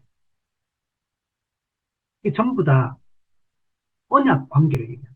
하나님과 우리가 언약을 맺는데 이 언약은 어떤 언약이냐면 신학적으로 피의 약정입니다. 피로 맺어진 관계입니다. 피의 약정. 피는 뭘 상징하냐면 심판, 죽음을 상징합니다. 언약은 항상 복과 저주가 뒤따라요. 언약을 지킬 때는 복을 받지만 언약을 지키지 않고 약속을 이행하지 않으면 그에 합당한 벌을 받습니다. 상과 벌, 복과 저주가 항상 뒤따라옵니다. 언약적 복, 언약적 저주. 그래서 피로 맺은 언약이기 때문에 이 언약을 깨뜨리면 저주를 받는 언약적 저주. 형벌, 심판, 진노를 받고. 그래서 하나님은 이스라엘 백성들한테 항상 구약에는 육적 간음, 영적 간음에 대한 얘기예요. 육적 간음이 배우자에 대한 배신이잖아요. 영적 간음, 다른 신을, 우상을 숭배하는 것, 하나님의 영광을 가로채는 것, 이게 다 우상 숭배죠. 하나님은 그걸 용납하지 않아요. 그래서 지금 여기 우리 영혼의 정조를 지키라. 영혼의 순결, 우리 육적 순결을 지키는 게 그리스도인에게 중요하듯이 영혼의 순결을 지킬 걸 촉구하고 있습니다. 실제로 이스라엘 백성들은 이 영적 음행, 영적 간음을 계속 저지르고 우상숭배. 솔로몬조차도 영적 우상숭배하고 막 이스라엘 백성의 북이스라엘 왕국은 다 영적 음행을 했고 남유다 왕들도 근데 그중에 몇몇이 좀 괜찮은 왕들이 있는데 그들조차도 다 불완전하고 이 산당은 제거하지 않았다 이러면서 다른 거는 다 없앴는데 산당은 그대로 있다. 완전히 벗어나지 못하는 뭐 히스기야 뭐 이런 사람 있잖아요. 요시야 뭐 아마샤, 일부분은 분명히 좋은 것도 있는데, 또 아닌 거예요. 완전하지가 않아요. 근데 놀라운 거는, 호세아 3장 1절이 되게 중요한데, 호세아가 하나님께서 너 고멜하고 결혼해라. 그 고멜은 창녀거든요. 근데 너 고멜하고 결혼해라. 하나님이 지시해가지고 고멜과 결혼했어. 근데 고멜 결혼했는데, 고멜이 과거의 그런 습성을 못 버리는 거예요. 그래서 자꾸 다른 남자한테 자꾸 가는 거예요. 그러니까 육적 반응을 계속 저지르는 거죠. 그걸 빗대어서 하나님 말씀합니다. 호세아 3장 1절에 이스라엘 자손이 다른 신을 섬기고 금포도 과자를 즐길지라도, 다른 신선 금포도 과자 중에는 우상숭배를 해. 우상숭배 그 제물들 그 음식들이거든요. 이걸 즐긴다. 즉 하나님을 전적으로 예배하고 경배해야 될 사람이 이스라엘 자손이, 근데 자꾸 다른 신을 섬긴다는 거예요. 그런데도 불구하고 하나님 어떻게 하냐면, 하나님 이스라엘 백성을 자기 백성으로 부르셨고 언약을 맺으셨기 때문에 어떻게 하는지 아십니까? 여호와가 그를 사랑하나니 다른 신을 섬기고 금포도 떡을 즐길지라도 여호와가 그를 사랑하느니, 나는 사랑한다. 나는 너 이스라엘 백성들, 그 구약부터 시작해 한번 보세요. 이스라엘 백성 얼마나 철없이 행동하는지, 얼마나 죄가 관영하고 완악하고 끊임없이 원망하고 불평하고 우상숭배하고 하나님의 말씀에서 벗어나고, 그 이스라엘 역사의 그 과정들을 보면 이스라엘 백성들은 그 가나안 족속에는 다 그냥 똑같아요. 하나도 다를 게 없는, 그냥 그 지은 죄로만 보면 다 지옥 가게 합당한 거예요. 영원히 지옥 가도 할 말 없는 자들이다. 근데 하나님이 이스라엘 백성을 내가 택했다. 택하여 불렀다. 그 언약을 이들과 맺었다. 그래서 나는 그 내 언약하신 대로 하나님이 이스라엘 백성들을 다듬어 가시는 거예요. 그게 모든 족장들부터 모든 사람의 모세도 그렇고 과정인 겁니다. 그래서 호세한테도 말해요. 내가 이스라엘을 계속 사랑하듯이 너도 창녀, 엄녀가 된 그 여자를 너도 사랑하라. 사랑해라. 즉, 자기 아내 고멜이 계속 부정을 저지르고 배신하고 계속 그랬는데 너도 품고 사랑해라. 이렇게 얘기합니다. 근데 그 말은 이스라엘 백성들을 포기하지 말라는 거예요. 선지자로서 호세아가 이스라엘 백성들을 포기하지 말고 하나님의 뜻을 전하고 회개하고 돌이키고, 하나님, 우리가 이스라엘 백성이 어떤 백성인지를 잘 알도록 그 하나님을 숨기도록 선지자로서의 그 역할을 포기하지 말라는 얘기를 합니다. 그 자기 그 개인적인 삶에 빗대어서 하나님께서 말씀을 하고 있는 겁니다. 자, 그러면 153문을 보면 아버지의 죄를 자식에게 벌한다는 말씀 어떻게 이해됩니까? 아까 쭉 20장 5절에 보면 하나님 질투하는 하나님인데 나를 미워하는 자의 죄를 갚되 아버지로부터 아들에게 3, 4대까지 이르게 한다. 아버지로부터 아들에게 3, 4대까지. 즉, 그 형상으로 하나님을 예비하는 죄를 누가 지었냐? 아버지가 지었거든요. 근데 그 죄는, 그 심판은 어디까지 가냐면 아버지로부터 아들에게 3, 4대까지 증손자까지 이 하나님의 심판이 이른다는 것. 이게 도대체 무슨 말인가? 이 답을 합니다. 이 말씀은 우리에게 보다 큰 공포와 두려움을 주기 위한 것입니다. 그래서 하나님께서는 단지 당신 자신에게 죄를 범하는 사람들만, 즉 아버지만 보복하시리라고 말씀하지 않으시고 이들 이후에 오는 아들의 자손이 저주를 받으리라고 말씀하신 것입니다. 여기서 그러면 좀 이상하죠? 아버지가 죄 지었는데 아들도 그 아버지가 지은 죄의 대가를 지불해야 되고 형벌을 받아야 된다? 그러면은 이상하잖아요. 그렇죠? 아들은 죄도 안 지었는데 얼마나 억울하겠어요. 아버지가 죄 지었는데 아들이 아버지 때문에 아버지의 죄를 물려받아 벌을 받아야 된다? 이상하잖아요. 에스겔 18장에 보면 여기에 대한 말을 해요. 자, 아버지가 신포도를 먹어요. 아버지가 신포도를 먹으니까 아들은 포도도 안 먹었는데 갑자기 이가 이런 게 있을 수 있느냐는 거. 이게 이스라엘 백성의 속담이거든요. 아버지가 신포도를 먹었으면 아들의 이것이다. 근데 하나님 뭐라고 말씀을 이제부터는 이 속담을 쓰지 못하게 하겠다. 그러면서 하시는 말씀이 범죄하는 그 영혼이 죽으리라. 즉, 죄 짓는 그 사람이 죽고 심판을 받는 거지. 그죠? 그 사람이 죄를 지었는데 그 사람의 죄가 다른 사람한테 가족에게, 자식에게 넘어간다는 게 그렇게 하지 않겠다. 이 속담 못 쓰게 하겠다. 이런 얘기 하거든요. 그런데 이 출애굽기 말씀은 아버지가 예배의 방법을 잘못해가지고 죄를 지었는데 아들이, 아들에게까지, 손자까지 막 이렇게 뭐 벌이 내려가니까 이거 오해될 수 있잖아요, 이게요. 근데 이 얘기를 하는 이유는 이 죄가 얼마나 큰 것인지, 이 죄에 대한 경각심을 주려고 하는 거. 실제로 여러분, 아버지의 죄를 아들이 물려받지 않습니다. 뭐 이런 말 하자면 가게에 흐르는 저주 뭐 이런 거 한국 교회도 와 있었잖아요. 가게에 흐르는 저주. 어떤 가문에는 저주가 흐르고 있다. 이거 우리나라 이런 무속신앙이나 이런 불교나 이런 데서 이런 생각 가지고 있잖아요. 아, 저 집안은 저주받은 집안이다. 뭐 이런 식으로 저 나라는 저주받은 나라다. 뭐 이런 얘기 하잖아요. 그래서 우리 기독교 안에서도 가게에 흐르는 저주가 있다. 이 가게에 흐르는 저주를 끊어야 된다. 그러니까 이런 사상을 막 퍼뜨리는 그 책도 막 나오고 막 한때 한국교회가 막 열풍이었죠. 이거 가지고. 신학적으로 말도 안 되는 소리죠. 우리는 하나님 1대1로 쓰는 거지. 홀로 단독자로 쓰는 거지. 그래서 실제로 뭐니 아버지가 예수 안 믿고 죄를 지었어요. 근데 아들은 예수 잘 믿었어. 근데 아버지가 죄를 많이 지었다고 해서 아들이 그 죄를 대가를 지불하는 거 아니라는 거. 그냥 범죄하는 그 영혼이 죽는 겁니다. 그럼에도 불구하고 지금 여기서 하나님이 이렇게 말씀하신 이유는 그만큼 이 죄가 심각한 죄라는 걸 알려주고, 그러니까 아버지가 이 죄를 짓는 걸 아들이 볼 거잖아요. 그럼 아들이 이런 죄를 짓지 않도록 이 죄를 빨리 끊어내고, 이 죄 공포와 두려움을 줘가지고, 이 죄가 얼마나 심각하고 그 죄에 대한 형벌이 무서운 것인가를 알려주기 위해서 이 얘기를 하는 거라는 거예요. 153문. 그러면 남 때문에 사람을 죄인으로 처벌한다는 것은 하나의 공의에 어긋나는 것이 아닙니까? 그렇죠. 네. 아버지가 죄지었다고 아들이 이가 신 게 아니라는 거예요.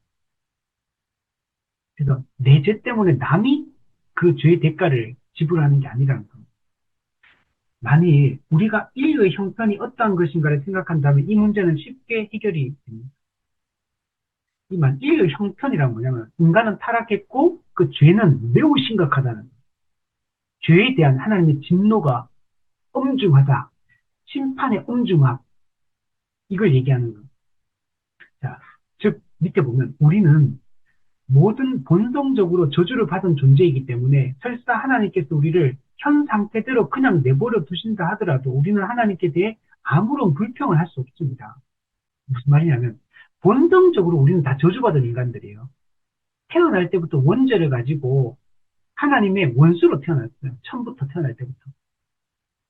우리는 다 원죄를, 아담이 인류의 대표로서 아담의 범죄에 대해서 그 범죄가 모든 인류에게 그 전가되어서 모든 인류도 아담 안에서 다 선악과를 따먹은 죄인인 겁니다. 원죄를, 그래서 아담의 죄의 죄책과 그 부패성을, 그 원죄라는 게 아담의 그 죄 자체를 얘기하는 게 아니고 그 죄의 결과, 그 죄책, 죄에 대한 책임, 그리고 부패성, 부패한 존재로 태어나는 부패성, 죄성, 이걸 가지고 있다는 거. 그래서 이걸 가지고 인간 다 태어나. 그러니까 태어나자마자 바로 죄 짓는 거예요. 애기도 태어나 보세요. 아, 죄를 가르쳐 주지도 않았는데 죄부터 지어요, 애기가. 가만히 내보세요. 나쁜 짓만 하고 교육하지 않으면 계속 죄를 지어요. 죄 짓는 거는 또 무감각합니다. 선한, 좋은 습관, 좋은 태도는 가르치려면 오래 걸리지만 나쁜 건 안 가르쳐줘도 어디서 배우는지 다 해요. 그리고 얼마나 애기들 보면서 이기적입니다. 얼마나 이기적이고 자기밖에 모르고 거짓말도 막 그죠? 거짓말인데 분명히 불쌍한 표정으로 거짓말 아닌 것처럼 막 연기도 얼마나 잘하는지 몰라 애들이. 이게 다 죄성이거든요. 이게 원죄를 가지고 처음부터 태어나는 겁니다. 그래서 우리는 설사 하나 우리를 그냥 내버려 둬도 그 지옥 가게 해도 우리가 하나님 따질 수 없다는 거, 불평할 수 없어요. 우리가 로마 3장에도 이 말이 나오죠. 변명할 수 없는. 변명 못 합니다. 우리가 그런 원죄를 가지고 태어났고, 처음부터 자범죄를 저지르면서, 그래서 하나님 가만히 냅둬도 그냥 우리는 다 지옥 가는 거고, 그에 대해서 할 말 없다는 거, 우리는. 따라서, 하나님께 당신의 종들의 자녀들을 축복하실 때, 이것은 하나님께 당신의 종들에 대해 은혜와 사랑을 나타내 보여주신다는 걸 말해주십니다. 만약 우리가 예수 믿고 구원받는다면, 전부 하나님의 은혜라는 거예요. 하나님의 긍휼과 은혜의 결과로 우리가 이 사랑을 받는 겁니다. 그럼 우리가 할 일은 감사와 찬송밖에 없는 겁니다. 반면에 하나님께서 악인의 자녀들 저주 가운데 내버려 두세요.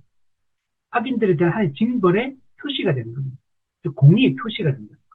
즉 뭐냐면 하나님은 어떤 사람도 구원하시지 않잖아요. 내버려 두시잖아요. 유기. 이중 예정, 선택과 유기. 근데 거기에 대해서 저주받고 지옥 갔다고 해서 그 사람이 하나님께 따지고 왜 나는 구원 안 해줬냐고 이렇게 말할 수 있느냐는 거예요. 없다는 거예요. 하나님의 공의의 심판, 하나님의 징벌로서 이 죄악에 대한 심판이 시행되는, 집행되는 겁니다. 이게 정당한 거예요. 그래서 하나님은 전혀 이게 뭐 불의하시다거나 공의롭지 않으시다거나 그런 거 없다는 거예요. 하나님은 선택과 유기 뭔가 불공정해 보이고 그죠? 그렇게 느껴지잖아요. 그런 뉘앙스가 느껴지잖아요. 누구는 선택하고 누구는 선택 안 해주고 그 사람은 선택했기 때문에 천국 가고 나는 선택 안 해주고 난 지옥 가는 거예요. 다 하나는 책 이렇게 말할 수 있느냐는 거예요. 없다는 거예요. 155문 하나님께서는 계속해서 어떤 말씀을 하셨습니까? 하나님은 우리를 부드럽게 격려해 주시기 위해서 당신을 사랑하며 당신의 계명을 지키는 자들에게는 천대까지 은혜를 베푸십니다. 야, 여기서 진짜 하나님의 은혜가 또 느껴지는 거예요. 아까 저주는 몇 대까지 갑니까? 3, 4대까지밖에 안 가요.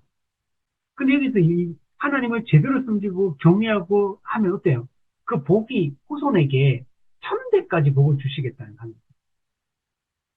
하나님이 얼마나 은혜로운 분인가를 여러분 잘 보여주고 있는 겁니다. 그러니까 요거는 생각 안 하고 앞에 있는 거, 왜 3, 4대까지 벌을 주느냐고, 뭐 이걸 따지면 안 된다는 거예요. 그래서 죄의 심각성을 보여주려고 하는 거고, 하나님의 은혜가 얼마나 풍요로운 것인가를 보여주려고 하나님께서 말씀하십니다. 사실 이 모든 이게 다 은혜로 이루어진 구원 자체가. 156문에 보면 이 말은 어느 한 성도의 복종이 그의 모든 자손을 구원할 것이라는 뜻입니까? 비록 그 자손이 악한 자인데도 말입니다.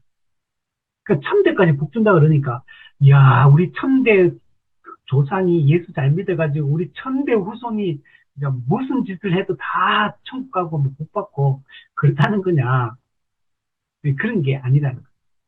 밑에 보면 그렇지 않습니다. 이 말씀은 하나님께서 성도들을 사랑하시기 때문에 성도들에 대한 자신의 인자하심을 확대시켜 그들 자손에게까지도 당신의 은혜로우신 분으로 깨닫도록 해주시겠다는 것입니다. 물론 이 후손이 그냥 가만히 자동적으로 구원받는 얘기하는 거 아닙니다, 여러분. 그 후손이 스스로 하나님을 나중에 믿어야 돼요. 복음을 받아들이고 믿고 회개하고 그 말씀대로 순종하는 사람이어야 됩니다. 그런데도 불구하고 하나님이 얼마나 사랑이 많으신 분이고 자기 백성을 구원하기 원하시고 사랑하는 분인지 또 그 인자하심을 확대시켜서 말씀하고 있는 거예요. 그 자손에게까지도 하나님이 이 은혜를 베풀어주고 있다는 걸 말해주고 있는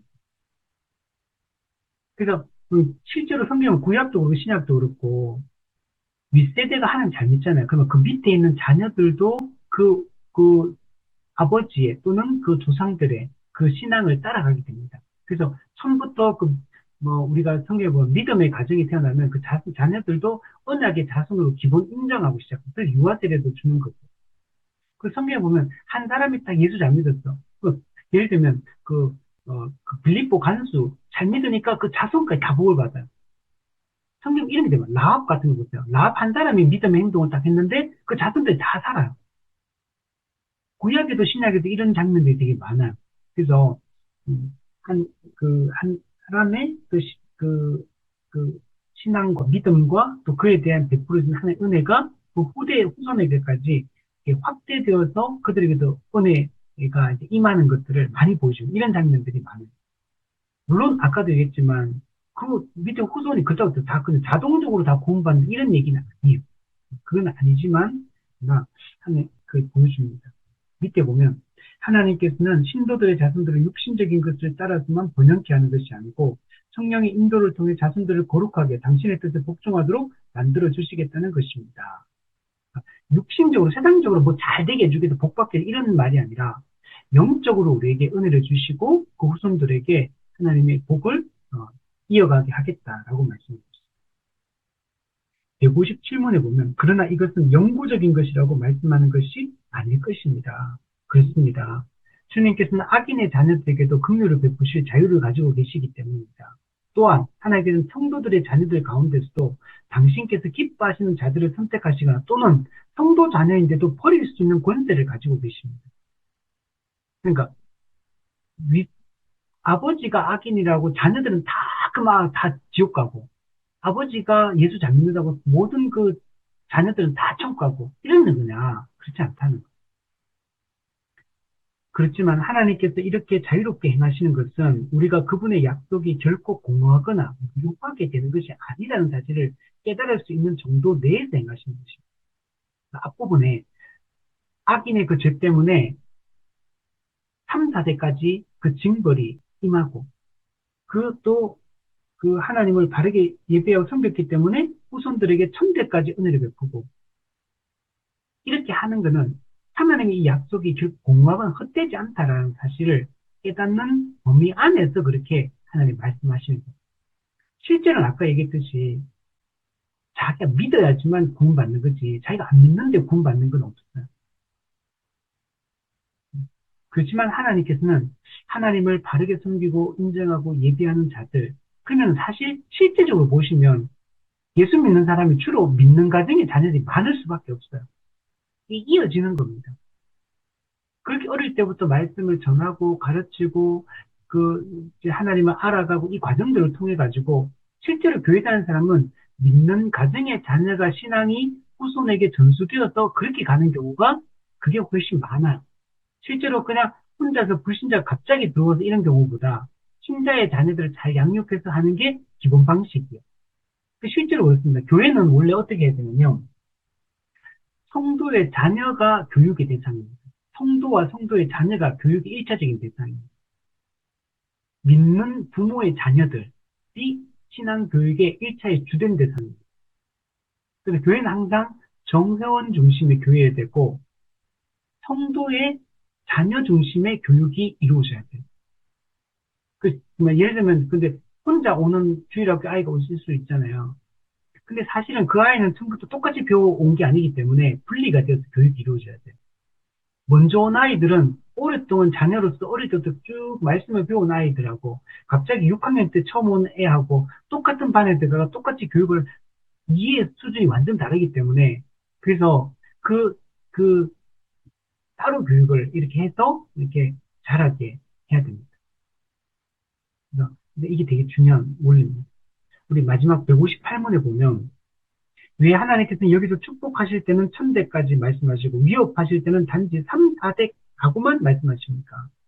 이는 하나님의 본성이 엄격하거나 가혹하심을 행하시는 것보다는 인자와 친절을 베푸는 데 있다는 것을 분명히 가르치기 위함입니다. 하나님은 나는 자비롭고 노하기를 더디한다고 말씀하고 있습니다. 자, 이거 중요한 거. 저는 이 구절이 정말 마음에 와닿더라고요. 기본 하나님이 어떤 분이냐. 하나님은 본성이 은혜가 넘치는 분이에요. 하나님은 본성 자체가 엄격하거나 가혹하고 막 심판하고 죽이고 지옥 보내고 이런 걸 기뻐하시는 분이 아니라는 거예요. 하나님은 인자와 친절을 베푼다. 그래서 하나님은 자비롭다. 노하기를 더디하신다. 그래서 성경에 보시면 회개의 기회를 막 주십니다. 하나님은 디모데전서 모든 사람이 구원을 받으면 진리를 아는데 이르기를 원한다. 에스겔서에 나는 악인이 죽는 것을 기뻐하지 않는다. 난 악인이 돌이켜 사는 것을 기뻐한다. 하나님은 진노 중이라도 긍휼을 잊지 않으신다. 하나님 누구든지 한 사람에도 저 잃어버린 자들을 찾기 원하시는, 은혜를 베풀기 원하시는, 모든 사람이 하나님 주시는 복을 누리기를, 이게 기본 하나님의 마음이라는 거예요. 물론 실제적으로는 그렇게 안 되지만, 인간이 그 진리를 거부하기 때문에 안 되지만, 하나님의 본심은 그렇다는 거예요. 성경에 보면 하나님이 백성들이 죄를 지었잖아요. 근데 막 회개, 중보기도 하고, 기도하고, 하나님 은혜를 베풀어 달라고 하는데, 하나님이 뜻을 돌이키시고, 마음을 돌이키시고, 또 기회를 또 주시고, 또 주시고, 또 주시고, 이렇게 하는 것들을 보죠. 노아 홍수 때 보세요. 사람의 마음이 항상 악하다. 항상. 계획하는 모든 게 다 악하다. 그런데도 불구하고 하나님이 방주 만드는 120년의 시간. 이게 회개의 시간. 은혜의 어떤 유예 기간입니다, 이게. 은혜를 베푸시겠다는. 요한계시록도 보면요. 하나님이 백성들 계속 회개의 기회를 계속 줘요. 돌이킬 기회를. 그러나 하나님의 그 심판은 그러나 이제 반드시 옵니다. 그러니까 한시적 기회다. 회개의 기회는 항상 있는 게 아니에요. 한정적, 제한적. 그 말은 신자의 고난도 제한적이라는 얘기예요. 신자가 이 땅에서 고난당하고 억울한 일을 당하고 불의한 일을 겪잖아요. 근데 그것도 제한적, 잠시 잠깐. 그래서 10일 동안 환란을 받아요. 요한계시록은. 10일이란 말은 짧은 기간 동안 그 환란이 있긴 있는데, 믿음으로 말면 고난이 있는데, 근데 그 짧다. 그리고 하나님이 속히 공의를 시행하시고